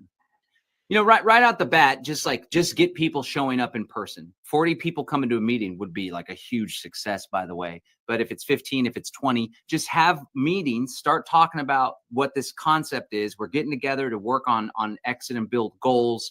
What's important to us in our area? Maybe you go ahead and implement sociocracy off the bat to get off on the right footing. These guys want to do food. These guys want to do communication, whatever it may be. Just start getting stuff going before you get into the structure. But then as meetings happen, now you're like, wow, we got 25 to 40 people consistently showing up. Maybe we should try to see if some of the people are on the east part of town and others are in the north part of town and some are central. They could break off into smaller groups, but you still maintain that larger group where you meet maybe once every month, every 2 months. But the smaller groups start getting organized and getting more active together in person. There's actually a Freedom Cells manual. If you register on freedomcells.org, I'm not sure exactly what menu item it's on, but it'll be obvious. And we actually break down, what do I do if it's just me? What do I do if there's 2 of us? What do I do if there's 8 of us? What do I do if we have a big group? How can we break it down into the smaller groups? So again, the idea is like, we don't want to have some massive meetings with 100 people all the time, although that's great occasionally, right? That becomes a little bureaucratic and we don't all know each other. But we want to have that meeting still a little less often and really break down into smaller, tight-knit groups that form a larger group. So that's great. And I appreciate you guys asking questions about the structure. That's one of the unique characteristics of this network. We have this horizontal structure that'll expand and grow without taking on hierarchy. Really pretty cool and innovative. But as we always emphasize, what's most important is just start getting together at first and don't overthink it. Just get people together in real life. Okay. All right. We'll try to get through these. I know Derrick and I can both be wordy. So we got 2 wordy people together, but we'll try to get through as many of these as possible. Here's one. Anonymous asks, I'm on Freedom Cells. Are there more groups on Telegram than Freedom Cells? I'm not aware of Telegram or what the benefits of that platform are versus being on Freedom Cells. Can you please explain? You want to take that one, Derrick? Yeah, so there are, I mean, I don't think it's hard to know on Telegram, right? Because obviously Telegram is kind of more decentralized and distributed than our website even. We know there's 42,000 people who've signed up at some point over the last 5 or 6 years on freedomcells.org. That doesn't mean there's 42,000 people active. And in that same way, there's a bunch of people who got really excited during COVID 1984 and created Telegram groups for their Freedom Cell. And as I was mentioning earlier, some of them kind of died down and nobody, uses them currently. But let me just take a look. Like in the main Freedom Cell group there, how many do we have in there, John? 2,500. Let me see. There's like 2,500, yeah, there. So and that's just the main group, right? But then the whole purpose, like let's say for those of you, because I see some people commenting right now, like somebody who may be on this call right now just popped in and said, is anybody in South Africa? I saw earlier somebody saying, hey, is anybody from Canada? That can be useful, and we try to look for those people and direct you to the proper place. But there's also the Freedom Cell directory, which I think John shared the link to, and I'll share again in a moment. And that is, again, completely community sourced with the help of volunteers. But we do our best. So when somebody pops in and says, is anybody in Southern Italy, we search and do we have anybody in Italy? Okay, somebody did create a group in Italy. Here's the link. Now you might go to that link and it might be extremely popping and people are organizing and there's meetups coming and you get to connect with people and that's the best case scenario. But you might join the group and realize, wow, nobody's posted here in 2 years or 6 months, or it's filled up with spam. And that goes back to what we said earlier about creating your own Telegram group or your own group. If it's inactive, if it's dead, or if there's nothing there, create it.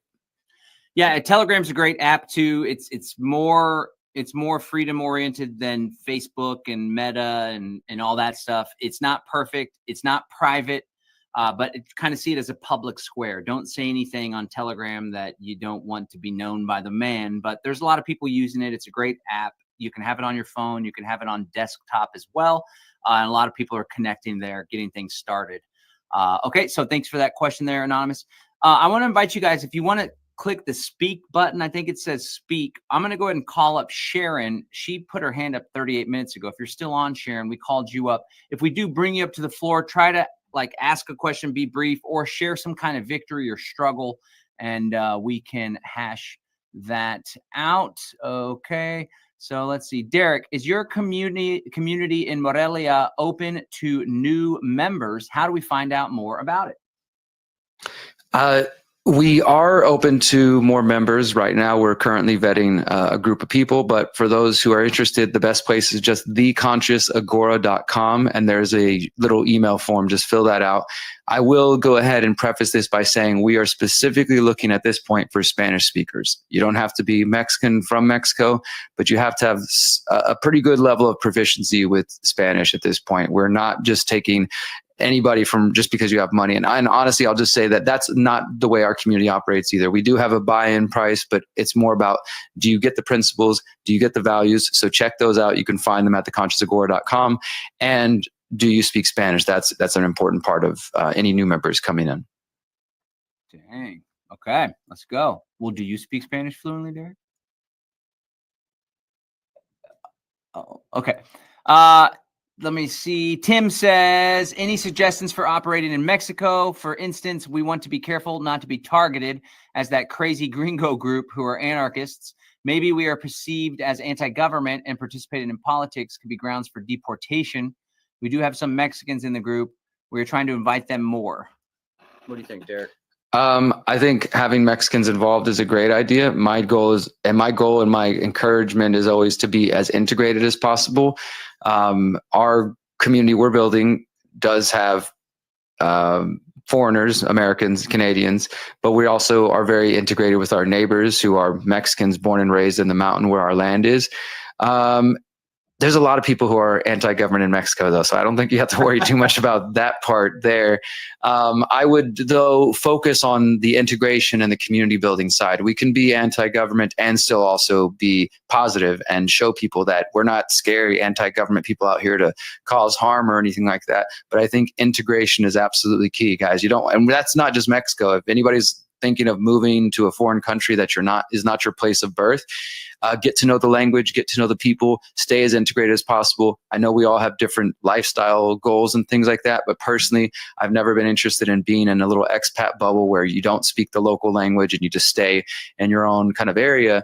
And in times of difficulty, I think that's also detrimental too, because when times get hard, if you're not the neighbor who we know and we break bread with, you're just some foreigners that we've never spoken to. Things could be more difficult as opposed to being, beneficial and positive where you come together and support each other. Good stuff. And the Mexican culture is just the bomb. The food, the family, the community, the pachangas and fiestas. It's a good time, good people, good place to be. There's no reason why you wouldn't want to integrate with the community. Speaking of technocracy, any groups focusing on solutions to the harmful technologies and EMFs, anyone starting an EMF aware community? I know of one. My good friend Mike Cobb at ECI Development, they actually have a community that is designed and built from the ground up as a EMF free community, low EMF, extremely low EMF. I'll pull up the link. Do you have anything you want to share there, Derrick? I don't have any specific groups that I can think of off the top of my head. I wouldn't be surprised, though, if there's not some Freedom Cell related Telegram groups, because as we said earlier, people have started all kinds of subgroups, and some of them aren't even focused on specifically meeting, but on topics like that. The other thing I will just mention, just a shout out again to Hakeem, is takebackourtech.org is a great resource for people who are just interested in more knowledge on how to limit your exposure to EMFs. Excellent. And this community's in Nicaragua. There's already people there. Mike Cobb's a great friend of mine, so definitely consider that. They have lots available. I just dropped the link there. Okay, so then let's hit up the next one. I'm interested in learning more about trust nonprofit structures to provide real estate privacy and tax benefits. Okay, Jim, livefree.academy/Trinity is the best way to tap into that. It's a free webinar where you'll get the basics. We can connect deeper later, livefree.academy/Trinity. Mankinder is inviting folks to connect with him. Mankinder is a huge proponent and supporter of our work and the Freedom Cell Network especially. So shout out to Michael Mankinder. He's doing events and organizing people too. He just shared his contact info. Michael, I don't know if you want to drop it again in the chat. And Derrick, if you catch that or I catch that, we'll highlight it there in the chat for people to connect. He's looking for folks that do social media marketing and sales. Let me go ahead and invite up Andrew and Krista. They both raised their hand a while ago. Grace, oh shit, I just hit reject. I accidentally hit reject, not accept, for those of you that just had your hand up. So please raise your hand again and we'll bring you back up. Let's go. Are Greater Reset events good for young children? Most definitely. You want to speak Absolutely. to the next one coming up? Did y'all land on the dates yet, Derrick? We haven't announced the dates yet, guys. Stay tuned. We're going to announce the dates, but I'll tell you guys all here, it's going to be the last weekend of January, Wednesday through Sunday. So I don't know the dates off the top of my head, but you'll see that. Look it up.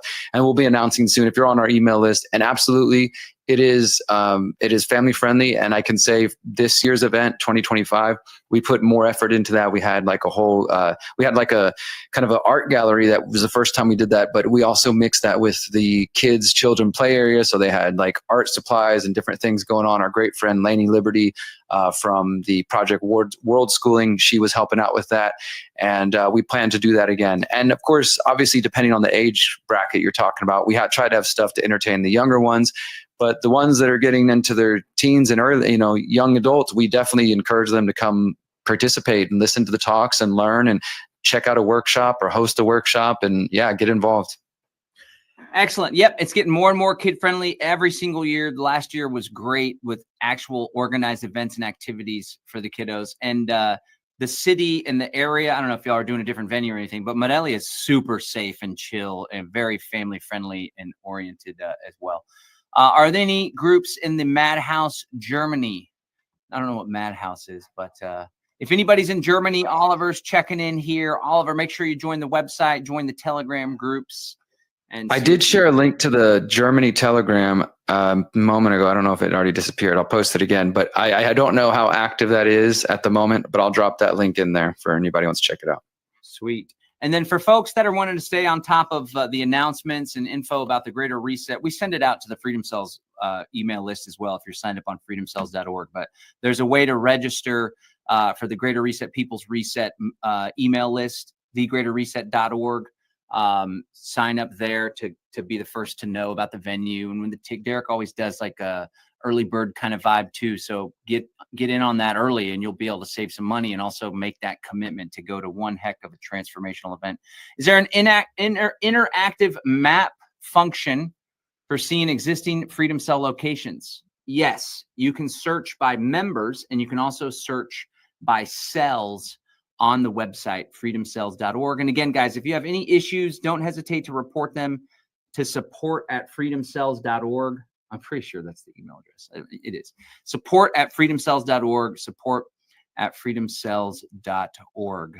I just want to mention on that real quick, John, too, that has always been the key component of the website. Like if the website has a purpose, it's the maps. Like I said earlier, some people get bogged down in like using it like a Facebook and start posting statuses, and that's fine. You post what you want to, post your updates, post your progress reports of Freedom Cells. But the main thing, especially for those of you who are new and looking for people, is to create a profile, make it as detailed as possible. As John shared earlier, put an address on there. It doesn't have to be your home address, but just somewhere reasonably in the area you are so people can find you. And then you can search 5, 10, 20 miles and show you all the groups and all the people there.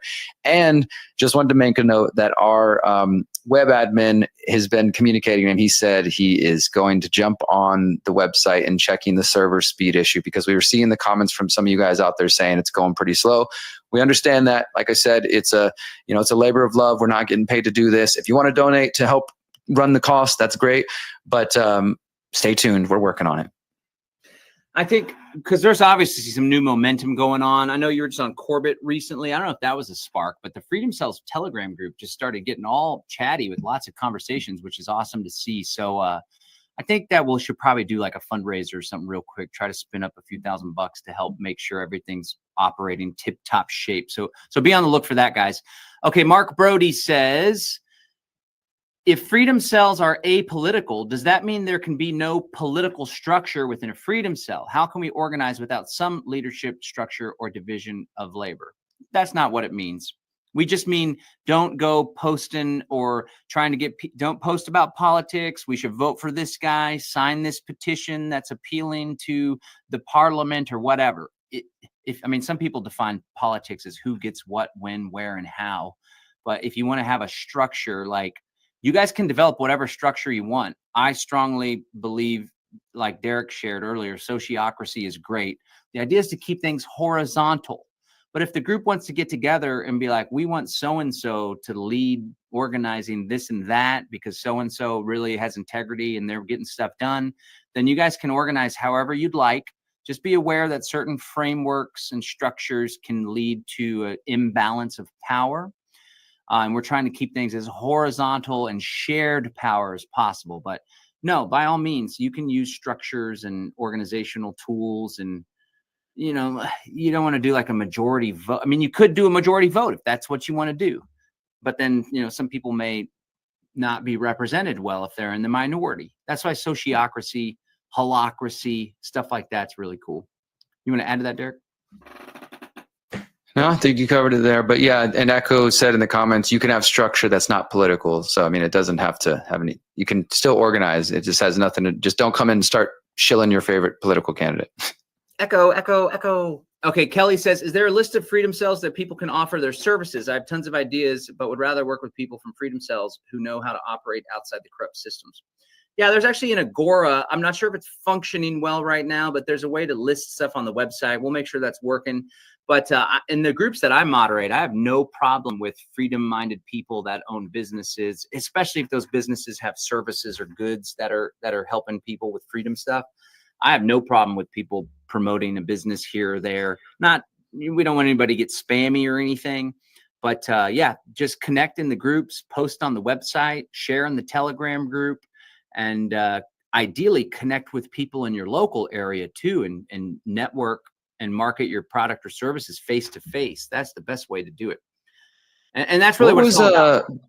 Besides, so I just want to mention that the Agora John touched on that. I'm hoping that is running. If not, that's one of the first things we're going to work on, because when we relaunched the site, we were really excited to have that component. It's basically like the freedom classifieds, right? So you can post different services, and some of them might be local services, so it's not going to apply to people on the other side of the world. But still, it's a great place to put yourself out there if you're trying to find a job or if you have something to offer. But John, do you remember our buddy Mike Swaytex? He also had a website kind of dedicated to similar. Sure. What was it? Is like the Agorist Marketplace. Agorist Marketplace. Agorist.market. So we can put that one in there too. That's just another similar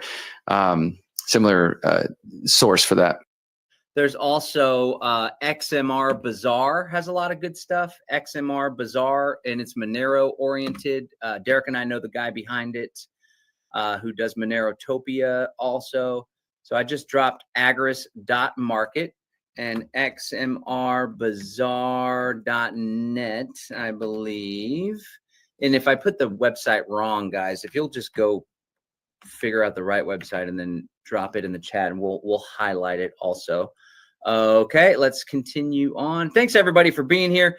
And there were people that raised their hand, and I accepted them. So I don't know if it's not pulling up. It should invite you up to the floor if it did accept you. All right, here's one from Kelly. Oh, that was Kelly's question we just answered.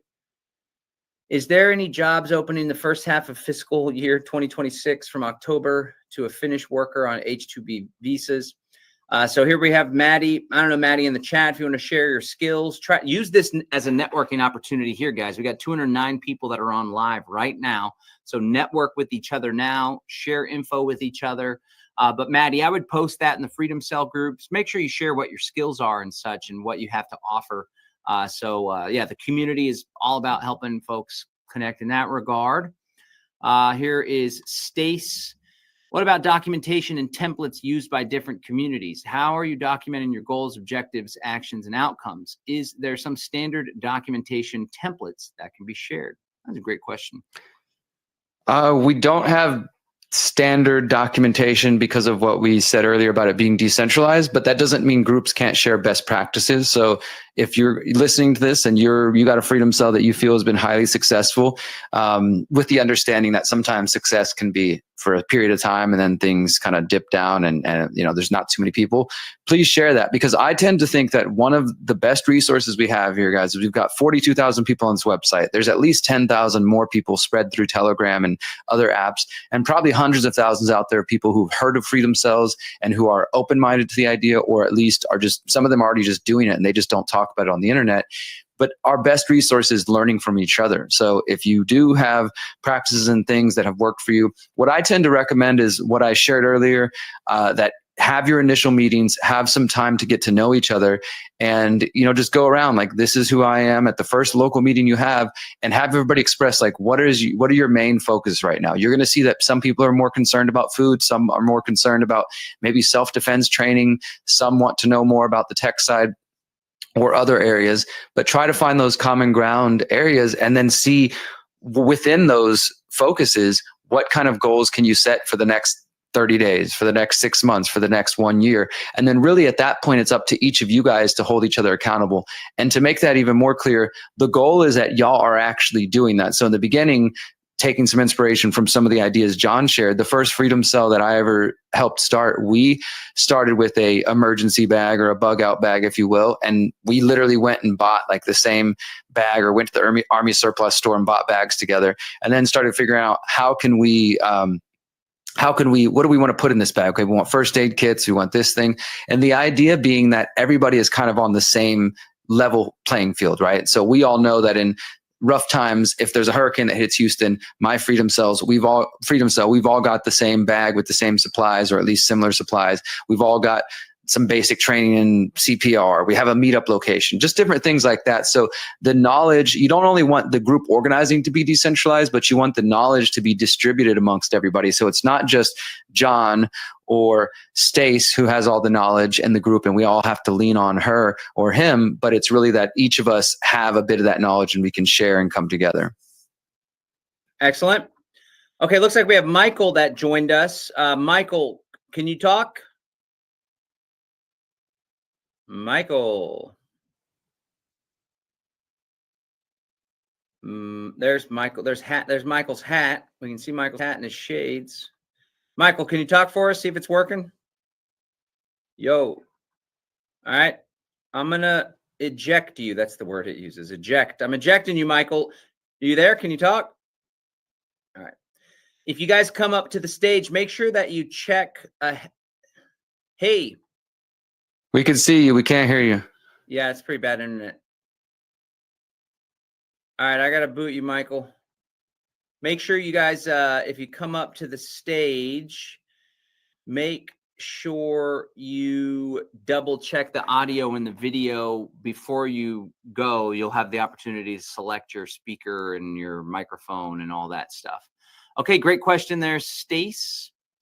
Carmen, I guess there's a comment here. Carmen says, I experienced a drama rot community, too high density, and most of the drama was oriented around many petty organizational glitches, which could have been avoided. The operational aspect needs to be very well structured. Otherwise, everyone's bandwidth will be used up dealing with stupid drama. I want to encourage everyone to just have like a zero tolerance policy for drama. There's conflict. You know, the funny thing is my ex-wife actually shared this. We've had our share of drama, her and I, but we're healing the relationship. But she is in a community and she's like, well, the important thing, conflict's inevitable. The important thing is that it doesn't rise to the level of drama. That's why you got to have systems in place. Like we're using nonviolent communication to solve disputes, and we're inviting people to give trainings on nonviolent communication, or we're doing sociocracy to make difficult decisions, and we're training on that. The more conscious you are, the more anticipatory, is that a word? The more you anticipate the conflict is going to happen, but you have systems and mechanisms in place to deal with it, the less likely for drama to arise. And if drama's like people are talking behind each other's back, one person obviously hasn't done the inner work and they're like all spun up and talking smack on somebody, and they don't want to self-reflect and take ownership of the role that they played in creating the conflict, then somebody's got to step up and be like, hold on a moment. I want to honor where you're coming from, but this is out of alignment with our agreements that we have.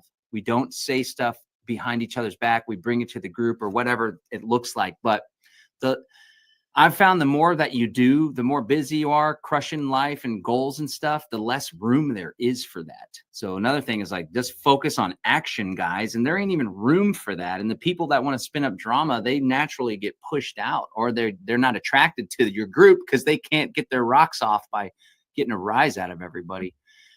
So yeah, you want to add anything? Yeah, I'll just add to that. I saw this great comment that Ginny, I think it says they need to go weed the garden together. That's a good way to work out conflict. But no, I do want to just go back to what I think somebody was asking, like about best practices and stuff like that. This is where it can be a little challenging, right? Because some people, like, to understand this, like COVID woke up a lot of people. That doesn't mean those people are all conscious, that they've done their shadow work, that they've worked on their trauma. It just means they're awake, they're afraid of things going on in the world, and hopefully they start looking for solutions. So it's important, just like when you're building a relationship or you're starting a community or whatever, that we're all coming from different backgrounds, different upbringings. Some of us have great communicational skills. Some of us have never learned to communicate, or maybe the way we communicated in our house was slamming doors, or just, we learned to be quiet and not communicate anything. So you have to remember that when you're just pulling from random people around your community and trying to find the like-minded people. Sure, we have like minds around freedom and, wanting to not be sucked into a technocratic transhumanist state, but that doesn't mean we have similar values in other ways. And so it's important to maybe put a little bit of energy into that, put some energy into doing the shadow work if you have interest in that. But I definitely think things like nonviolent communication, the actual book, Nonviolent Communication, and doing some practices out of that can be useful, as well as books like The Four Agreements. And this could be the beginning of your meetings, when you first start organizing. But I just want to stress that's going to turn some people off. And that's okay. Maybe those aren't the people you want to work with, because some people are just at the level where they're just alone and they want to find like-minded people. And if they show up to a meeting and it's the first time you're ever meeting and you're already talking about sociocracy structures and, having do shadow work, that could be overwhelming for some people. They might be like, whoa, am I joining a cult? I thought I was just trying to, meet some friends in my backyard. So try to take these things in stages. But yes, be prepared. There will be conflict. And that is, I mentioned this earlier, that is one of the number one things that I've heard. And what I've heard from most people, though, is it typically involves one person who is a toxic personality that destroys everything for a lot of people. And that's either somebody trying to control the entire meeting and make it be the way they want, and other people don't necessarily like that, and it drives them off. Actually, that's usually what it is. That's what I've heard from numerous people. I heard this, John, just a couple of weeks ago. I was in New Mexico. These people had a great success story. They found freedom cells through the COVID panic, and they found like-minded people. They started getting towards land, but in the end, they said there was one person who basically, in their words, wanted to run it like a cult and wanted everybody to kind of obediently follow them. And that just, people just after a while said, we're done here. We're not coming. And before you know it, the group falls apart. I don't let one toxic person destroy things. I'm not saying you need to physically throw them out of the room or anything, but if you recognize that there's somebody or a couple of people that are consistently the problem, maybe take the people who are like-minded and that you're getting along with and create your own group. Don't be stuck on just what somebody has already built if it's not working for you. Yeah, like you got 5 people, this person's conflict drama, the other 4 people can come over here and then start your own group. And then, let them know like, hey, you're not welcome in our group until you can address A, B, and C and figure this out. Right. So it doesn't have to be that same group. Just put a different hat on. Somebody asked where the hat's from. It's from Polyface Farm. We went and did the land summit there with Joel Salatin. Before we go to Keegan and Don, Deb asks, are freedom cells religious? There's a lot of religious talk here. That was just me, Deb. I wear my heart on my sleeve, and I've been going through a spiritual journey, and I see all the work that I do is spiritual. But to answer your question, no. Freedom cells aren't religious by nature at all. It's kind of just like it's a template. It's a framework. It's a community of people. And then you also ask, are there pagan freedom cells? Not that I know of, but if you're pagan or you want to connect with other pagans and use this organization or this community, then by all means, I know some pagan folks that are overlapping community and stuff. So freedom cells aren't religious. That's just me. And while me and Derrick may be figureheads or you see us often, we're not the Freedom Cell Network either. We're just doing what we can to lead the charge and to organize and to find other people that can step up and make stuff happen. So if something I say or Derrick says ever triggers anybody or whatever, we're not the network. We're just doing our best to navigate through things here. Okay, let's go to Mr. Keegan. How are you there, Mr. Keegan? Do you have something to share? Or I'm great. I'm great. Can you hear me okay? Yeah, everything's going good. Awesome. I just want to say, please don't call me Mr. Keegan because I'm just Keegan. That's fine. Okay. But, I love, some people don't like the name Freedom Cells. You mentioned them. I like it a lot. I think it's because it's acknowledging we're part of the body of the Mother Earth. And that person who asked about a pagan freedom cell, yes, let's do it. I'm in Montenegro, though, so this is truly international, like on the other side of the Atlantic. But yeah, I've got the first freedom cell announcement made in this country anyway. I'm still yet to get an actual group of people together to do this, but we have an organization here that's called Montelibero. That's mostly Russians, and they're freedom-minded people building an alternative system, and they're kind of headquartered just close by where I am, but it's like a decentralized thing. But yeah, I mentioned in the comments I'm doing an Aquarian Renaissance Indigenous Revival Summit, getting together a lot of people that are kind of experts in I have Bradley Logan, with the Trinity Law Method, and other people who are, helping us move into an understanding of ourselves as identified with nature, so that we can be free, so we can be cells in the body of our planet and actually come back to a sense of belonging and community again. So that's happening July 7th to 11th, and there's a link in the comments. It's just ARIRS or ARIRsummit.com. And then also I'm doing a weekly call at this same time that you started this webinar, which is a free Zoom call. I call it Aquarian Renaissance Roundtable. If anybody wants to speak more about, freedom and help each other, go deeper into this type of stuff, so we can move into a mature way of relating with each other from our authentic authority, one and the same with all life, aligned with our divine purpose, and no longer distracted by the corporatocracy and all their narratives of division. So appreciate what you guys are doing, and if anybody wants to do a pagan freedom cell in Montenegro. John, cool. I want to just chime in on that real quick, and thank you, Keegan, for sharing. Thanks, Keegan. That sounds really cool. I saw your event going around recently. Just on the idea real quick about like specialized freedom cells, because we tend to talk about freedom cells focused on locality, where you're physically at, because a lot of people are looking for people in their local community, and that's what our focus is on. And I still think that should be the main focus. But I have seen people, for example, somebody created on Telegram a vegan freedom cell, which they were, it's not based in one location. Obviously, it's just about this diet specifically, or your kind of ethics around that. But it's a place for people who are into freedom cells and also vegan to maybe share ideas and talk. And that could be the same thing with like a pagan group. Now, maybe let's say I was to start a Houston freedom cell, but I wanted to explicitly start a Christian freedom cell. Then just put that in the messaging, put that in the description on the website or in your Telegram group. If you're like specifically looking for just that type of person, then make that explicitly clear, so that we don't waste anybody's time. I think, for me personally, it's like I want to work with as many people as I can who get the principles and values. And I think you kind of end up naturally weeding out the people who aren't really serious, over time. But if you are more focused and you want pagans or Christians or vegans or whatever, and you want to be focused on the people in your local area, just make that clear. Yeah, and we call it like, look at Twin Cities Freedom Cell has their own website. Shout out Twin Cities Freedom Cell for building a website to help organize. Love that. Yeah, we have geographic freedom cells, which is like we're freedom people getting together to work on projects in person. And then I think we call them single issue freedom cells. But that's like we're just trying to build solidarity across the world based on a spiritual practice or based on the food preferences, or we're all way into crypto or whatever. There's a freedom job seekers. There's a technology one. So Keegan, and then the person that was commenting, and then another person, Michael, said, hey, I'll do a pagan group. I'm not Wiccan, but I'm pagan or whatever. So you guys could organize it right now. If somebody goes to Telegram, spins up a group, shares the invite link, and is like, it's the Pagan Freedom Cell group. The idea is when this thing gets so big, you have the Pagan Freedom Cell group. Then within the Pagan Freedom Cell group, people are like, wait a second, I'm also in Texas. Then you meet in person, right? So thanks for sharing that. And thanks, Keegan, for hopping on. And thanks, everybody, for being a part of this. Check the comments, Keegan. There's people asking for your social media, too. So check that if you're still share here. Those links and feel free to share your summit there. Okay, Mr. Don, how are you? What's on your mind?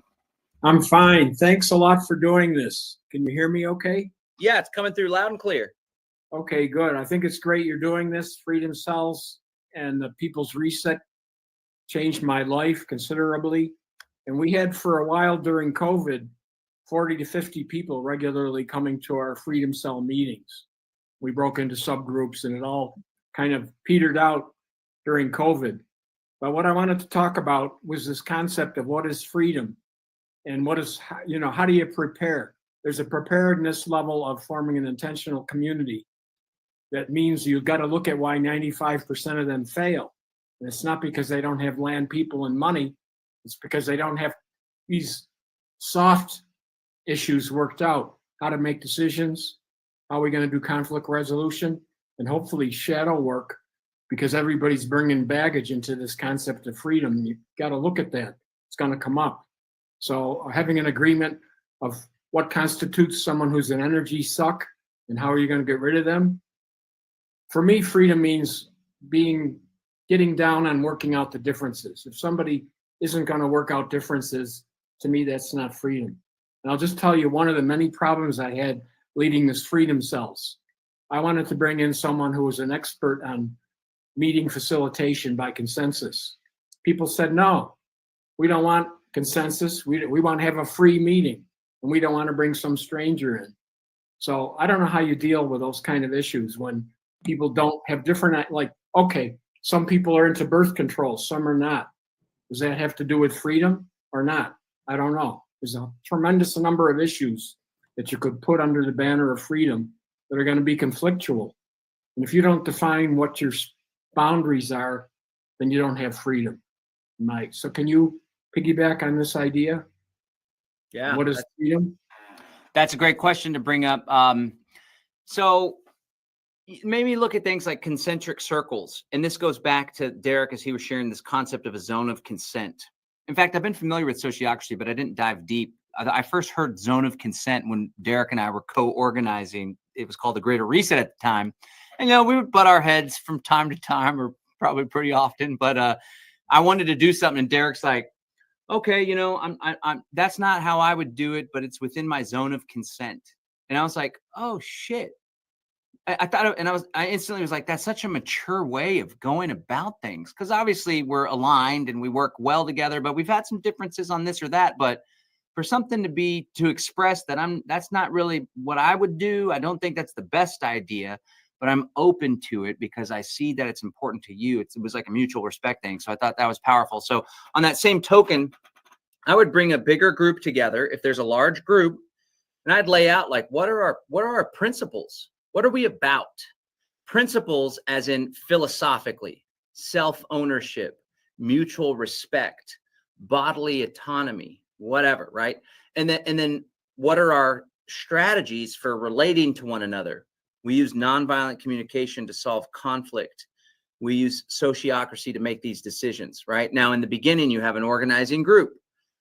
And ideally, people are open-minded and open-hearted to figuring some stuff out. Because how are we going to know if it works for our group if we don't experiment or try?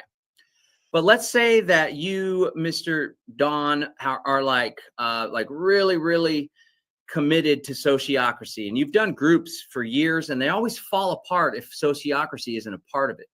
And you're like, I really am passionate about us doing sociocracy as we create this group. And somebody else is like, no, sociocracy, that's like some hippie thing. All it does is create friction, and we're never going to be able to get things done. Well, then you could bring up the zone of consent idea to them. But ultimately, if you're so passionate about sociocracy and it's necessary for you, Don, then you could say, look, then I'd like to propose that anybody that is as passionate about sociocracy being a part of it as I am, I'm going to take lead on starting a group with sociocracy at the core.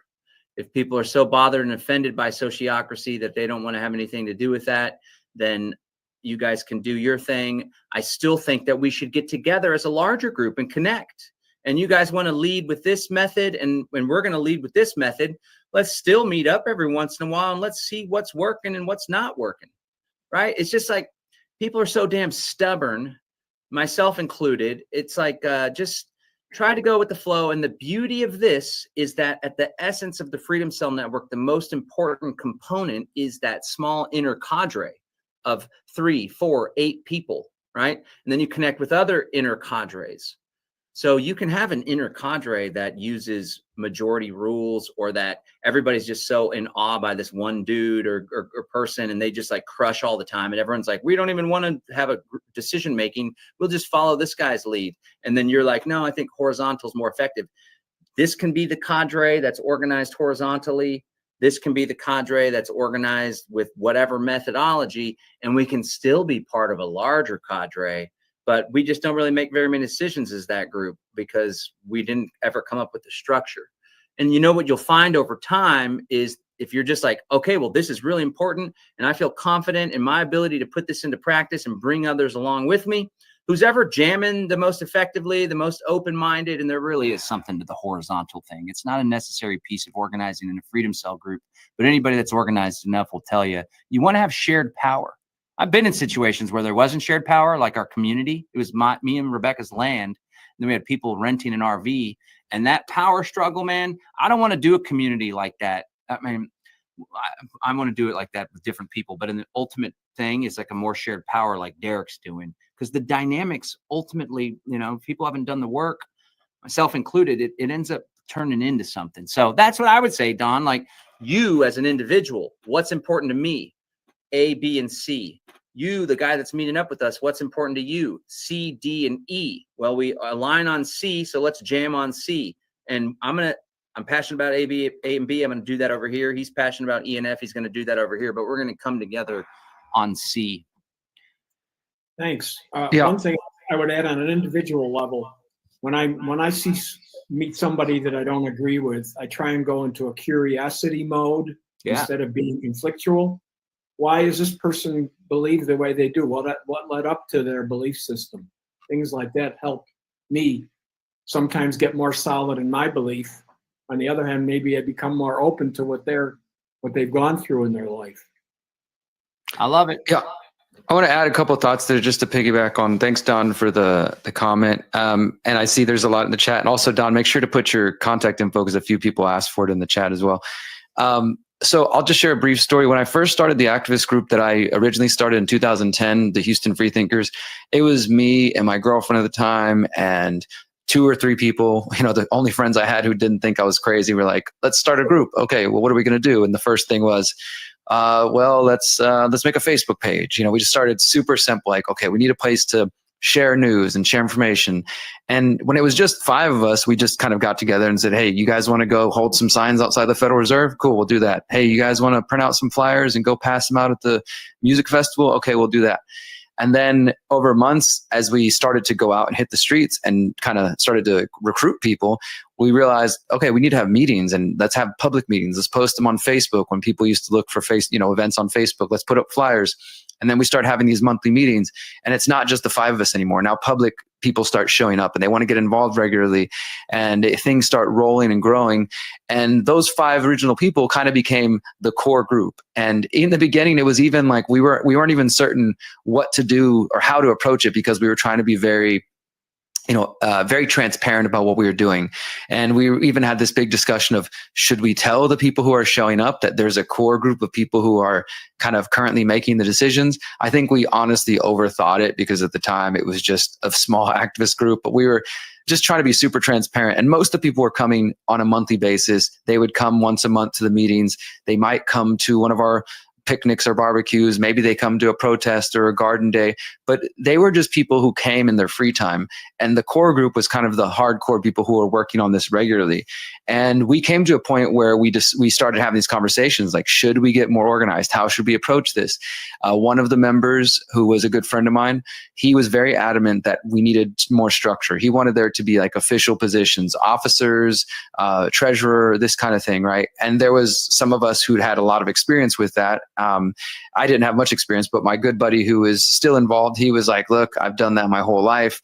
I'm over Robert's Rules of Order. I'm over this kind of thing. Like, I'm not doing that whole thing again. And we decided, let's keep it loose. Let's keep it spontaneous. And that was actually to the point where my friend who suggested the more organization, he decided to leave. It wasn't like necessarily bad blood, but he decided like, yeah, I want more organization than this group is currently offering. And we honestly stuck with it that way for 7 or 8 years while we held meetings. We just sort of let it be loose, and that worked for us for a while. But honestly, there were times, and John, you might remember this, where I reached out to John and I'm like, the group's not doing anything when I go out of town. Like, things aren't happening because people have now become dependent, or they just expect Derrick to set the next meeting or Derrick to do the next planning. And that wasn't cool because I wanted to be able to leave and go do other activism or journalism or whatever, and then know that back in Houston, the group's still working. And it was a little different than a freedom cell, but still the point was we did get to a point where I was you know, I was getting burnout, and thankfully other people did get activated and excited, and they would step up and they would host the meetings. And so it did happen, but then it ebbs and flows. And there was periods where I realized, in fact, whenever the Houston Freethinkers basically came to an end, because I realized that if I didn't set the next meeting, it wasn't going to happen. And I kept doing it. I kept trying to like keep the sauce going. And like I said, it would be up and it'd be down, but it just started to kind of peter out. And I made the decision, even though this was like my lifeblood for 8 years, I said, all right, I'm not going to organize the next meeting. And if people want this, they'll step up and they'll make it happen.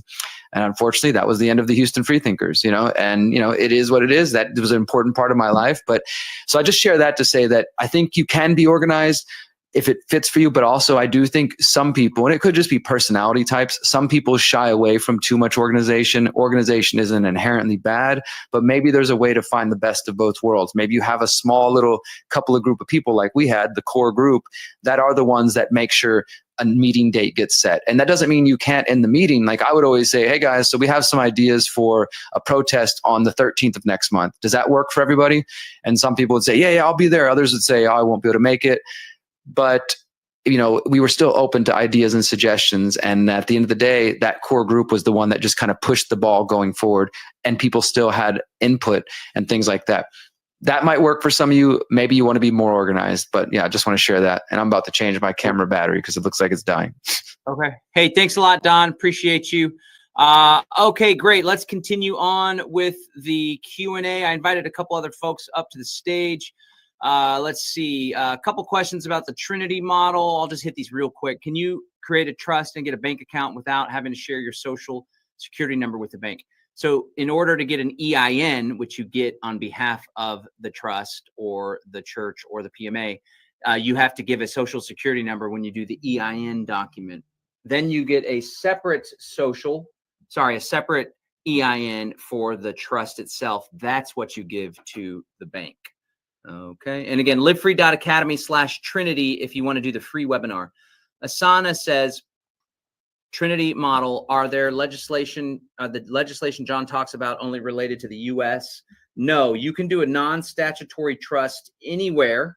You can do a private membership association anywhere. And in doing this work, you break free of the idea that like we're dependent on a political jurisdiction. This goes beyond nation states and political jurisdictions. PMAs, non-statutory trusts. 508c1a is literally a section in the IRS code that says if you're a church, you're not required to file for an exemption. You just are accepted. It's an exception. And you don't have to file annual returns. That's in the US.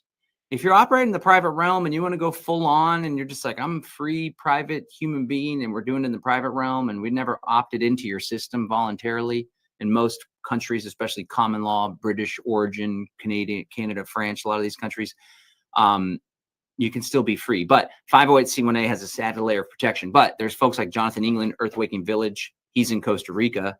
They have a 508 based in the US. You can have a 508 church and you're doing missionary work in other countries. You can have a partner in the US. So there's all sorts of different strategies, but I don't want to get into that in the weeds there. Just check out the webinar. That'll tap you into what we're doing. livefree.academy/community.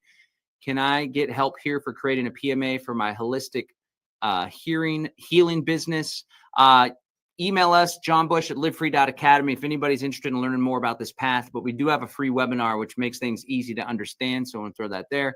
Alacanta just shared her Telegram link. Share that in the chat there. Alacanta, we'd love to hear about that. John, where's your hat from? Lunatic Farmer. It's a Joel Salatin hat. You can get it at his website. Just search Polyface Farms. Another question here about the PMA. Do you guys use business trust within the PMA system or MIAs?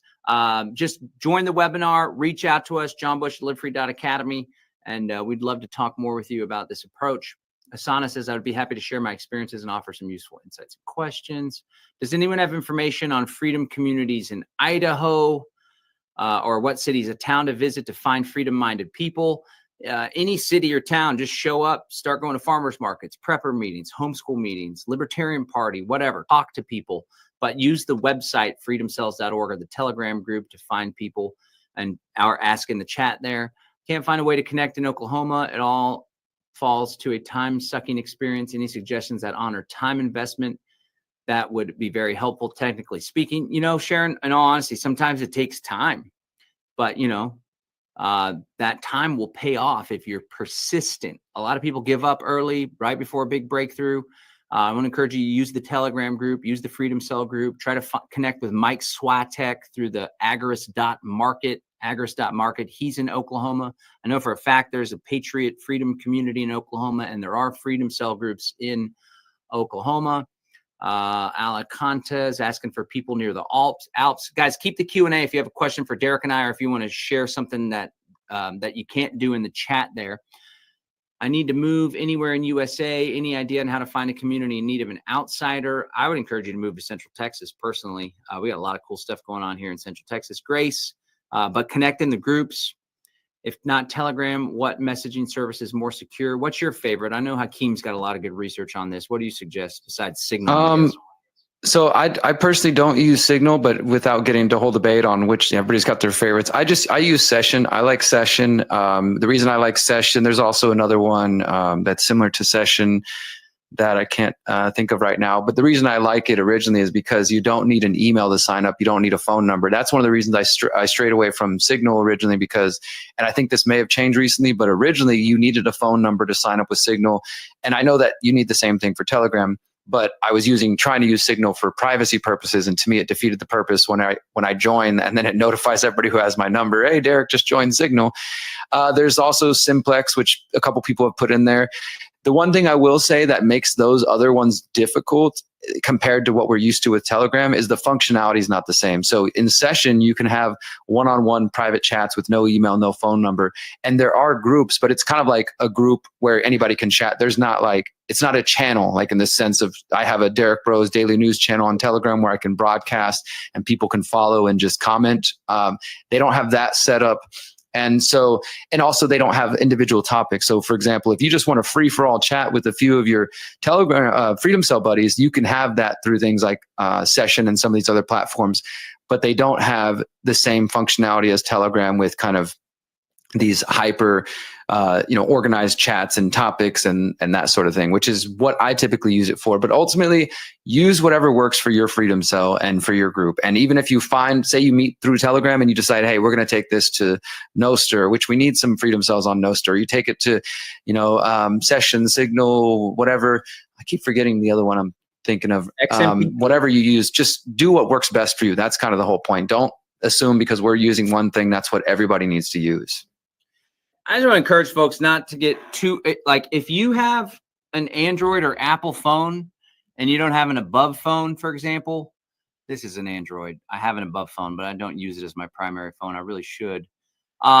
Literally, and you have Facebook or Instagram or many of these mainstream apps, even without them, every single thing you say within microphone shot of the phone is being sucked in. So if you're spending all your time, like, what's the best messenger to use with my group, but you just have an Android or an Apple phone, you're kind of like, it's kind of a, not the most consistent thing there. When we first had our Freedom Cells meetings, we had a rule of when people would come, like we were just meeting at my house originally, we had the little basket where everybody put their phone in the front and kind of covered it and kept it in the one room. And we went and met in the other room where there was no computers and no laptops. Love that. That's, if you want to practice your privacy and actually flex those muscles, then like John's saying, it's kind of defeats the purpose if you're going to have a privacy messenger, but you have all the devices around you listening to you. So with your Freedom Cell, it might be a great thing to start using some of your privacy practices. And like, as somebody, I do online courses and marketing and stuff. It's like, what's most important to me beyond 100% best privacy, which I'm a big fan of Session also, is what are people going to show up and actually use? And we've found that Telegram has a large network effect of a lot of people that already have the app, or it's very simple to access, and they can find other people doing freedom stuff too. That's an important thing as well. But that's great feedback from Derrick on some of the good platforms. Hayden says, what do you think about the Free State Project? I'm a big fan. I have a long history with the Free State Project, going back to 2011, going to their Pork Fest event. There's a huge agorist contingent there. There are Freedom Cell groups in Free State Project, New Hampshire. This is an effort to get as many liberty people as possible moving to New Hampshire. There's probably a good 6,000 or 8,000 by now that have actually moved there. They're very active in the political system, which is, positive. It's not my cup of tea, but they have a lot of legislators that are elected and trying to reduce the size of government. And then there's a ton of community and people. It is very, very libertarian, like Ron Paul style, Murray Rothbard, huge emphasis on that. They're very, very adamant about libertarianism, which isn't a problem per se, but if that's not your cup of tea, then, just be aware that that's what a lot of them are focused on. But great people, some drama. There's drama, but there's drama in any movement of 8,000 people all populating a small state. But I'm a big fan. Did you see this comment here? I'm putting it on. I don't know if you already covered this one that says, regarding drama and communication, I recommend the book Crucial Conversations, 3rd edition. Publicly traded corporation I worked for had this book as mandatory training. I don't know if we covered that. Just wanted to share that recommendation. Crucial Conversations. I don't know. Sounds like a good one. I'm a big Marshall Rosenberg NBC fan. I just bought one of his courses, actually, although I think the course is available online for free on YouTube. It was only like $57, but they work in a lot of written material. So yeah, it's just important to have some kind of system in place. So thank you so much for sharing that resource. Cash is asking about People's Reset England. Are we expecting another People's Reset in England this year? If so, perhaps it could be more focused on galvanizing people to organize. Cash asks. Cash, good to see you here. We don't have anything planned for 2025. It's June right now, and I'm pretty much focusing on what we're doing in Mexico. But I do think we're going to do something in 2026. Dan, Aston Gregory, and I have had some chats. I will say that we had a great time when we did the People's Reset UK. We want to continue to grow it. We have talked, though, about not doing it in the UK, largely, unfortunately, because of the way things are going. We understand that sometimes we need to come into the belly of the beast, so to speak, but we also want to get further into Europe as well and reach people there. And I think it might be not too difficult for some folks to travel to some of the places. So we've talked about Portugal, maybe. A few people have suggested Germany. Maybe Germany wouldn't be a great shot either, but we're open to ideas. So Cash, feel free to reach out to me if you've got ideas. What we really count on is people like Dan Aston Gregory or somebody who's got contacts on the ground, who knows other activists, who knows venues and can really help make it easier for us. And then what we do on our end is put our whole network behind it and push it and make it happen. Alex Zeck does a great event called Confluence. It's here in Texas. Such a good, lot of overlap. He's doing a, Find the Others kind of project as well. Really respect the Zeck guy. So they host this big event. The most recent one had like 400 or 500 people. And then people were like, we want to do a reunion over here in California. So because everyone was so excited about the event, they just hosted their own little smaller meetup, although I think there was like 100 people. So I don't think Derrick would mind or anyone would mind if you're like, hey guys, we're getting the People's Reset family back together over here in London at this venue. And we just want to, and you can even have some speakers and stuff and just call it a People's Reset reunion, self-organized or whatever. So it's another one of those things, right? And I understand everyone has busy lives and whatnot, but it doesn't always have to be Derrick or Dan Aston Gregory getting folks together. Like host a little thing, do whatever. Maybe it turns into a big thing, and I'm sure, use the brand as long as you're aligned with the principles or whatever, or it's just a reunion or whatever. We're just all about getting people to come and meet up and connect. So consider that. I'm sure you'll find other people that will help you organize too. We got another comment, John, I want to share. So something you mentioned, Confluence. Somebody just said, we have a gathering in Kansas City inspired by Alex X, Confluence, on July 26th. We are excited to meet local community and to promote Freedom Cells, from Joanne. Really awesome, Joanne. We also have, I think they should still be on the website. If not, they're in the Telegram for sure, and you can reach out to either one of us. We created a while back just these simple, basic templates for Freedom Cells that had space for you to put your own local contact group that says like, hey, looking for like-minded people, etc. So feel free, guys, whether it's Freedom Cells or the People's Reset, to take the name, take the idea, if you believe in the values, and then put out flyers, start marketing to people, promoting it in your areas.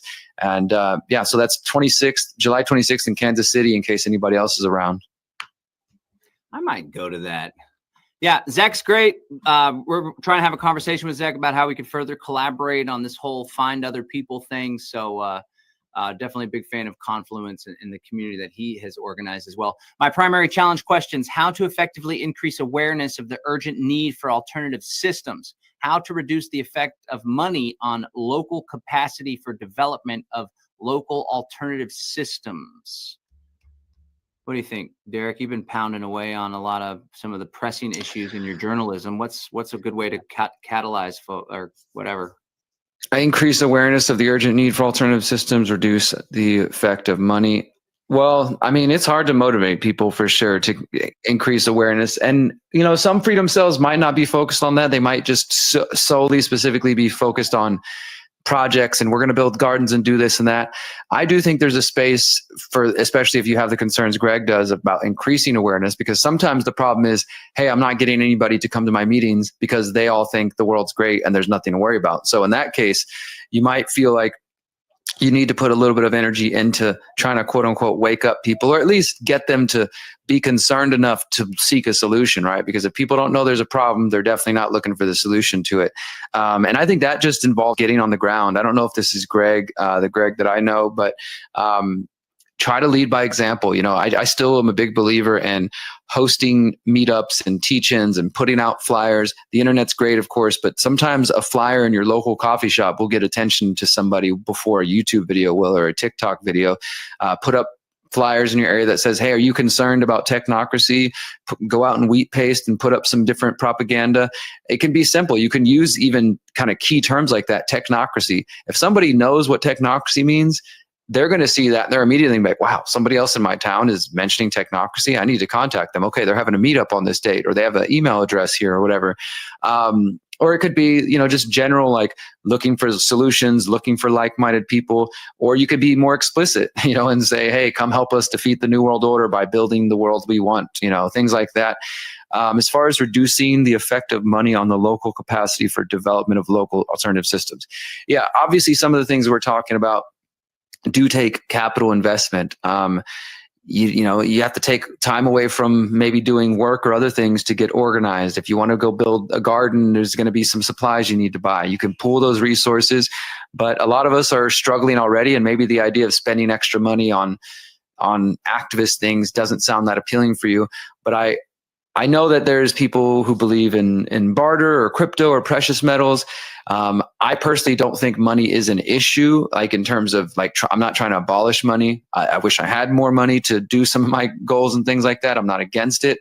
And I want each of us out here to really work on manifesting more. My goal isn't to abolish money. It's like, how do we actually recognize that money can be problematic. It can be divisive. It can be part of the evil in some ways. I don't think it's the root of all evil. But if we all focused on the opposite, and not saying we need to be solely driven by money, but it would really be great if at our freedom events, we didn't have a bunch of broke people trying to get together to figure out how to take, you know, to make a better world. And unfortunately, that's kind of common in our freedom communities, where some of us are more established and maybe awake and got retirement and, you know, this and that and money put away, or some people got rich off crypto or whatever. But a lot of people are just struggling, day-to-day working class people. I totally get that. I'm right there with you, but I've been able to slowly increase my abundance. I think it just takes time. So for me, as far as the money piece, I would say, how do we come together as a freedom cell and think up some entrepreneurship ideas? How do we create our own local businesses and create ways that we can provide for ourselves? Maybe not paying every single bill, but maybe you at least get to the point where your freedom cell has a little bit of a bank of money that y'all can pull from to do the projects that y'all want to do. Yep, good stuff. I got something to add on your first part of the question, how to effectively increase awareness of the urgent need for alternative systems. There's a classic marketing and sales principle, which is to play into the conversation already taking place in your prospect's mind. Like meditate on what are folks thinking about at the dinner table? What are they messaging their local freedom group about? And so then you start talking about how alternative systems is a solution to that. Like obviously the latest thing is the bombing of Iran. Before that, it's been really big concerns about the economy or these immigration riots. And so like you start putting out content, or you talk to people about what's going on and why freedom cells or alternative systems are valuable, because that's what everybody's thinking about. That's what everybody's amped up about at the time. You can capture that excitement and try to direct it towards real proactive solutions. And then the money thing, another classic thing is like Jim, I think it was Jim Rohn. He said, you can get it. No, Zig Ziglar. You can get anything you want in life as long as you help other people to get what they want. So to echo what Derrick was sharing, like, let's get our group together and figure out if we could offer some kind of service. We got some good gardeners. And what if we go and, you pay us $250 and we go dig a few garden beds in your backyard and give you a 1-hour instructional course on how to get it started. $250, we take that, put it in our PMA bank account or hold on to it or whatever. And, now we're starting to build something. So that's what I would suggest. Okay, we got some guests here. We have Alacanta. How are you guys? What would y'all like to add to the conversation? Ale, Lucas. Hi, guys. Can you hear us all right? We can hear you're a little bit quiet. Maybe just try to speak up a little. Well, we are also sorry. Yeah, so just wanted to drink. Are you guys on a microphone? Do you have a microphone on your headphones? Yes. There, That's Can you hear me better. now, better? That's much better. Okay. Yeah. Yeah, so thank you for the initiative, and just like to speak from my side, and I think also from your side, the Freedom Cells and People's Reset, Greater Reset, has really changed our lives. So we make sure to keep it close to your mouth so everybody could hear. Yep. Thank you. Let's see. Yeah, just as I was telling that the Freedom Cells platform and the Greater Reset, People's Reset Now initiative has really changed our lives, and I encourage everyone to join your local Freedom Cell. We shared a bit of our experience in Mexico, specifically in the central part of Mexico, with a multicultural group of people, all ages, all nationalities, Mexicans, foreigners, and we had a lot of fun and successes, also issues like Don was describing. But yeah, you can watch this presentation that we did, I think, 3 years ago. I think it was on the People's Reset #3, first one in Moravia. Yeah, we shared our experience and also tips and how what worked for us, basically how we got, because we came new to a town, and in a really short amount of time we got a lot of people connected and really into it, and bridges being built and lives changed really. And it was really just because we took initiative. One of the harder parts was for others also to take initiative, because eventually we left and things kind of crumbled, or at least they slowed down. And also, of course, because the pandemic kind of came to an end eventually. But yeah, it's really, for me, it was a powerful experience to see what effect it has whenever I take initiative. I go out and do something new that I become the pioneer, as it's often said. If there's no Freedom Cell around you, then maybe it's up to you to start that. And we recently had another experience similar in another part of Mexico. We started to also connect the dots and see a lot of people who are kind of sharing the same mindset and basic values or level of consciousness, and we created just a get together. We called it Metamorphosis, and we did it in collaboration with local people. And again, it sparked a new thing. And yeah, that's just some examples of what can be done. And we're also happy to share our experience along that line if people want to reach out to us, what has worked, what has not. Yeah. Excellent. Yeah. I just want to add to that, because these guys are amazing. For those who didn't see their presentation when it was the Greater Reset a couple years ago, you can find that on our Odyssey channel. And guys, did y'all start a new group? I saw you were sharing a link, and y'all have an event coming up too, right? Yes, that's right. We are now more based in Veracruz. This is southeast of Mexico, and we just gather up friends who had something to share, I don't know, experiences or knowledge, or just to, I don't know, how to create community. What was also featured was about German new medicine, and people showed interest. They came, friends, people who didn't have idea about it. It was in a local brewery, so people just attending the brewery and having some beer and just listening, and then all of a sudden they hear about voluntarism. They was like, wow, okay, interesting. And then interesting conversations happening at the end, and new contacts and connections, and a lot of fun. There was also music. There was a market. What was it? Yeah, I mean, you can really just take the template of what the people's reset is in the 5 days, the 5 topics, and kind of see what kind of fits into that from people who are active in that environment, and then just plan a schedule. You really just need to make a table and find a place. It's pretty easy. It's surprisingly easy to do these kind of things.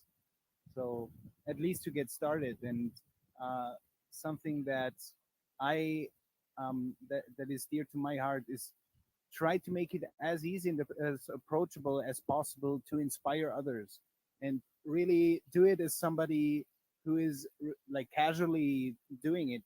I'm not somebody super talented or special or anything like that, uh, or at least I don't want to present myself like that, so that everybody can see, hey, I can pick up the torch when these guys leave, or when I go somewhere else, or whatever, to attract the right kind of people around them. Yeah, to this I want to add, we actually took inspiration from Derrick and Miriam's visit to Jalapa in this local brewery shop. The activation tour, right? Activation tour. So the owner of this place, she's our friend, and we were like, yeah, she's a neighbor actually. What do you think? We could do that, and she loved the idea. Like immediately, yeah, let's do it. And it attracted some like new people that never were in this place, so it was good for her, gave her business, and then for us as well. So it was a win-win situation. So like try to look for these win-win situations where both sides or more sides can benefit. Also, on the money aspect, we did make it free, just so that there is a like low resistance, and it's like it's an offering to the community. And also, um, I mean, there's a discussion to be had, because some people say if things are free, they're not worth anything. But then also, it is, to some people, it's a barrier, and specifically in this town where we were, if it's about connecting with locals, with Mexicans and whatnot, then one cannot expect to charge U.S. prices or whatever for these kind of things. So that's something to define. But we did ask for donations, and just like collected that in order to make the next event. Great stuff, guys. Yeah. Please do make sure to put your contact info. There's a few people asking about how to get more connected to you guys in Veracruz, and just learning more about events you guys are doing. And Ale did drop the link to their talk from the People's Reset a couple years ago. You guys can check that out there. Really appreciate all the work that you guys do. You're always an inspiration and always doing something fun. So thank you for all those ideas, everybody. And I'm about to get out of here, everyone. I just wanted to say thanks to everybody, and thanks, John, for doing this. We're going to try to do another one of these in a couple of months for sure. Hopefully this has been useful. Thanks to everybody who's watching on my YouTube and Twitter and Odyssey and Facebook and everywhere else. Hopefully you guys are going to get involved in Freedom Cells. Go to freedomcells.org or go to Telegram and search for Freedom Cells. Connect to us there. You can also email me directly if you need help, intothelight@protonmail.com, intothelight@protonmail.com. Put Freedom Cells in the subject and I'll make sure to get back to you. I've got to go get my lunch. I'll talk to you guys soon. Thanks, Derrick. Appreciate you. Oh, yeah, John, one more thing. People were asking about the chat. I don't know if it's possible to download the chat, but if that is possible, maybe we could save that and email that out or something. Everyone that's on this will get the replay, and then we can download it and attach it somehow, or link to it, upload it to Freedom Cells, link to it whenever we post the replay, like on Odyssey and stuff. Cool. All right. You'll just remind me. Okay, thanks, Derrick. All right, see you, Derrick. Peace. All right, I'm going to continue with these questions. I'm only going to go for about 10 more minutes, though. So let's continue on. Sharon says, I got disconnected again. Any group desire help in organizing education for their children? Extremely valuable. I'm willing to help in any way I can. I'm a second-degree Montessori teacher with lots of experience. Sharing is alignment with my soul. purpose, and joy. So there you have it, folks. Sharon, if you'll share your contact in the chat. I know there are some Freedom Cell education groups out there in the directory probably. So yeah, connect with Sharon if you're looking for somebody that can help organize education for the youngins. Here's a great question from Peter, which I got a great answer for. Any suggestion for a local garden group that is part of a larger group that's been hijacked by a narcissist? I had to leave the group that I helped start because people in the group refuse to deal with it. Peter, I would just, there's not much that you can do. So I mean, if people don't want to deal with it, if you've pled and tried to do so from a grounded, embodied place, I should say, I would just start another group. That's like the whole essence of this. And really, it's like taking your power back. There's reaction and then proactive. There's resistance and acceptance and going with the flow. It's a spiritual thing too. So I would encourage you to start another group and just start doing cool stuff and attract people. Okay. Remember, we get like all this like emphasis on the group or this Telegram group. And I know it sucks if you put a bunch of effort and energy into it. It's like, that really is a big bummer, but it's resistance-less. There's less resistance and friction if you're just like, I really can't jam with that person. And I guess people are tolerating it, but I cannot tolerate it. I'm going to take my toys out of the sandbox because there's a bully in the sandbox, and I'm going to go and start a new sandbox or join a sandbox that's already there. What else can we do? Focus on that which we have control over. And life will be a lot better for us. Faithful and Willing says, I realize this is off topic for today's events. Where are you both at around the straw man thing? So it's like a sovereignty through law kind of deal. Maybe you could do a webinar on that topic process sometime. Thanks for all you do, Derrick and John. I was so closed off to this sovereignty through law, sovereign straw man, sovereign citizen, which is an oxymoron, the trust account tied to your social security, private realm, PMA, Trinity, all this stuff. But I got cracked open on it recently. And really, at the end of the day, the strategy that you employ is less important than remembering who you are. And like Brandon Joe Williams said, he's got some pretty out there strategies, which I'm not a fan of. But he said something at this Q&A at Confluence 2 or 3 years ago. And he was like, just pick a strategy, commit to it, and take the ball and just run it down the field towards victory. So if you're trying to live free, if you're trying to stop paying this or that, just pick something and commit to it, because it's all just like tools to help us assert our sovereignty in an unfree world. But the most important thing is recognizing that you're free already and gaining the confidence and empowerment in order to express that freedom. That's 99% of the work. And sometimes these tools, the Trinity, the straw man, the sending in this, the certified that, the state national or whatever, it just gives us a little bit more confidence and courage to stop complying with that which is unlawful. Lisa S. says, hi, John. Does Cynthia's group, Foundation for Intentional Communities, provide help starting a community? So she's no longer part of Foundation for Intentional Communities, but she's still affiliated and works with them closely. She actually has a group called Community Finders. I'll drop the link, Community Finders. And then my wife, Rebecca, also helps her with another thing, Eco Village Tours, which is cool. If you want to learn from existing eco villages, or if you're looking to move to an eco village, there's Community Finders. And there's also Eco Village Tours. My wife works with Cynthia. We're big fans of Cynthia Tina. I'm a huge fan, actually. I think we've kind of rubbed off on her on a little bit of our freedom and entrepreneurial and extremist views, because she came and hung out with us at the Land Summit multiple times. And she was a little more liberal and that vibe. And I think, I don't know. I'm just a big fan of Cynthia Tina. She does such good work, and she's such a sweetheart too. So anybody that's interested in eco villages, building an intentional community, finding an intentional community to move to, communityfinders.com. Let her know John Bush, Live Free Academy sent you to communityfinders.com. Let her know you've learned about it through a Freedom Cell event. or ecovillagetours.com if you want to go on one of their tours. I think they have one spot for the Vermont tour left. And it's really cool people, a lot of freedom people, a lot of other folks too. So don't go around expecting everybody's going to think exactly like you do. There could be some people, maybe there's even someone wearing a mask, who knows, but let it be opportunity to express your tolerance. There's a lot of freedom people too that are, all of our networks are all intertwined and interwoven, which is a very beautiful and powerful thing.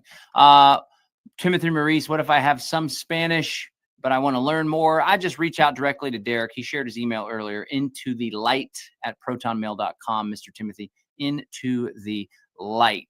Somebody's asking, John, why did you change your first real estate broker? You shared someone else at the Exit and Build 2024. That gentleman who was our realtor moved to Colorado. And we also connected with the other woman who is helping us now. And oh, shoot, there was a website you could go to actually sign up for her stuff. livefree.academy/realtor. Is that what it was? That'd be nice. Her name's Deb, though. No. So Deb, Texas Realtor Ranch. Let me see if that shows up. Deb Rowland, Deb Dahlberg Rowland. If anybody's looking for a realtor wanting to move to the Texas area, Rebecca and I have worked with Deb in the past. She's great. She's got a focus on homesteading. She's a freedom person. Earthwaking Village has Bridgebuck Banks. They're doing cool stuff to help bridge between the dollar and the private realm. Shout out Earthwaking Village, Jonathan England and his work. Aaron says, what about virtual freedom cells if you wanted to focus on learning and sharing topics? Aaron, by all means, create a virtual single issue freedom cell, share it on Telegram, share it in the freedom cell group. When someone tells you, so you're going to start a cult, if that's what they think, that, you know, this Jonathan England at Earthwaking Village, there are folks that are like, that's a cult, and people have a high reverence for this one individual leader. I've done work with Jonathan and done his spiritual work, and it's actually been pretty powerful stuff. But there's this great comment that he says, and he's like, we're a cult.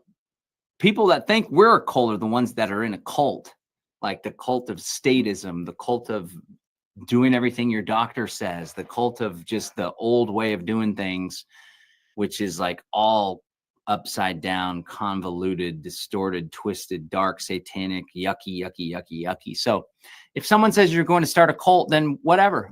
Why do you care so much about what people think about you? That's where real freedom lies, Mr. Fred. So I just encourage you to ignore them and move on. It's not a cult. It's just cool people getting together and doing cool stuff. What's your rebuttal? I'd say, like, take a look at, well, I don't want to get too spiritual here, but Jesus Christ said you should pay attention more to the log in your eye than the speck in your brother's eye. So you could take the log out of your eye and help them with their speck. So if somebody's pointing the finger that you're a cult, just don't take it personal. Who cares what people say? It doesn't matter. Does Cynthia have connections to freedom-minded libertarian communities? Yes, Cynthia is most definitely tapped into many freedom communities. Communityfinders.com. She's your gal. That's what she does for a living. Okay, my friends, I want to thank you so much for joining us. This has been awesome. Thank you so much for being a part of the Freedom Cell community. Things are going great in the world. I really want to encourage you to focus your energy, focus your attention, focus your intention on building beautiful things in the world with other free, powerful human beings. There's conflict, there's chaos, there's uncertainty, there's turmoil, there's bombs being dropped, there's technocracy being rolled out. The more you focus on that, the more you're going to attract that into your world. The more you focus on that, the more likely you are to be anxious, overwhelmed, feel defeated. You may very well find yourself in a dark, deep pit of despair. The more you put your time, energy, and focus into connecting with other people that care about your same values, freedom, peace, bodily autonomy, self-ownership, self-governance, responsibility, spirituality, self-reflection, nonviolent communication, growing your own food, permaculture, regenerative agriculture, being a good person, doing the work, shadow work, trauma healing, whatever. The more you find those people, connect with those people, and build stuff, do, act, create, promise you, not only will you find more joy in your life, and you'll just be like, wow, I just feel so accomplished. I feel like I'm finally connecting with what I'm supposed to be doing on this earth. I felt confused in the past. I felt pain in the past, but now I feel like, wow, things are really going well for me. And I got a great tribe of other people that I can relate to finally. The more happy you're going to be, the higher the quality of life. And on top of that, the more of us that focus our attention on the good stuff in life, building, creating joy, hanging out together, breaking bread together, the more successful we will be in our collective effort to co-create a world that aligns with the beauty, the wonder, the divinity, the light, the grace, and the freedom that we all have inside of us. So I want to thank you for being a part of this mission. I want to thank you for being a part of the Freedom community, the Freedom Cell community. And I want to encourage you guys to continue this work and to be a beacon of hope in your community. Thank you so much. Freedomcells.org if you haven't registered. Freedomcells.org if you haven't registered. I appreciate you being on the call. Until next time, bye-bye. Yeah. Freedomcells.org.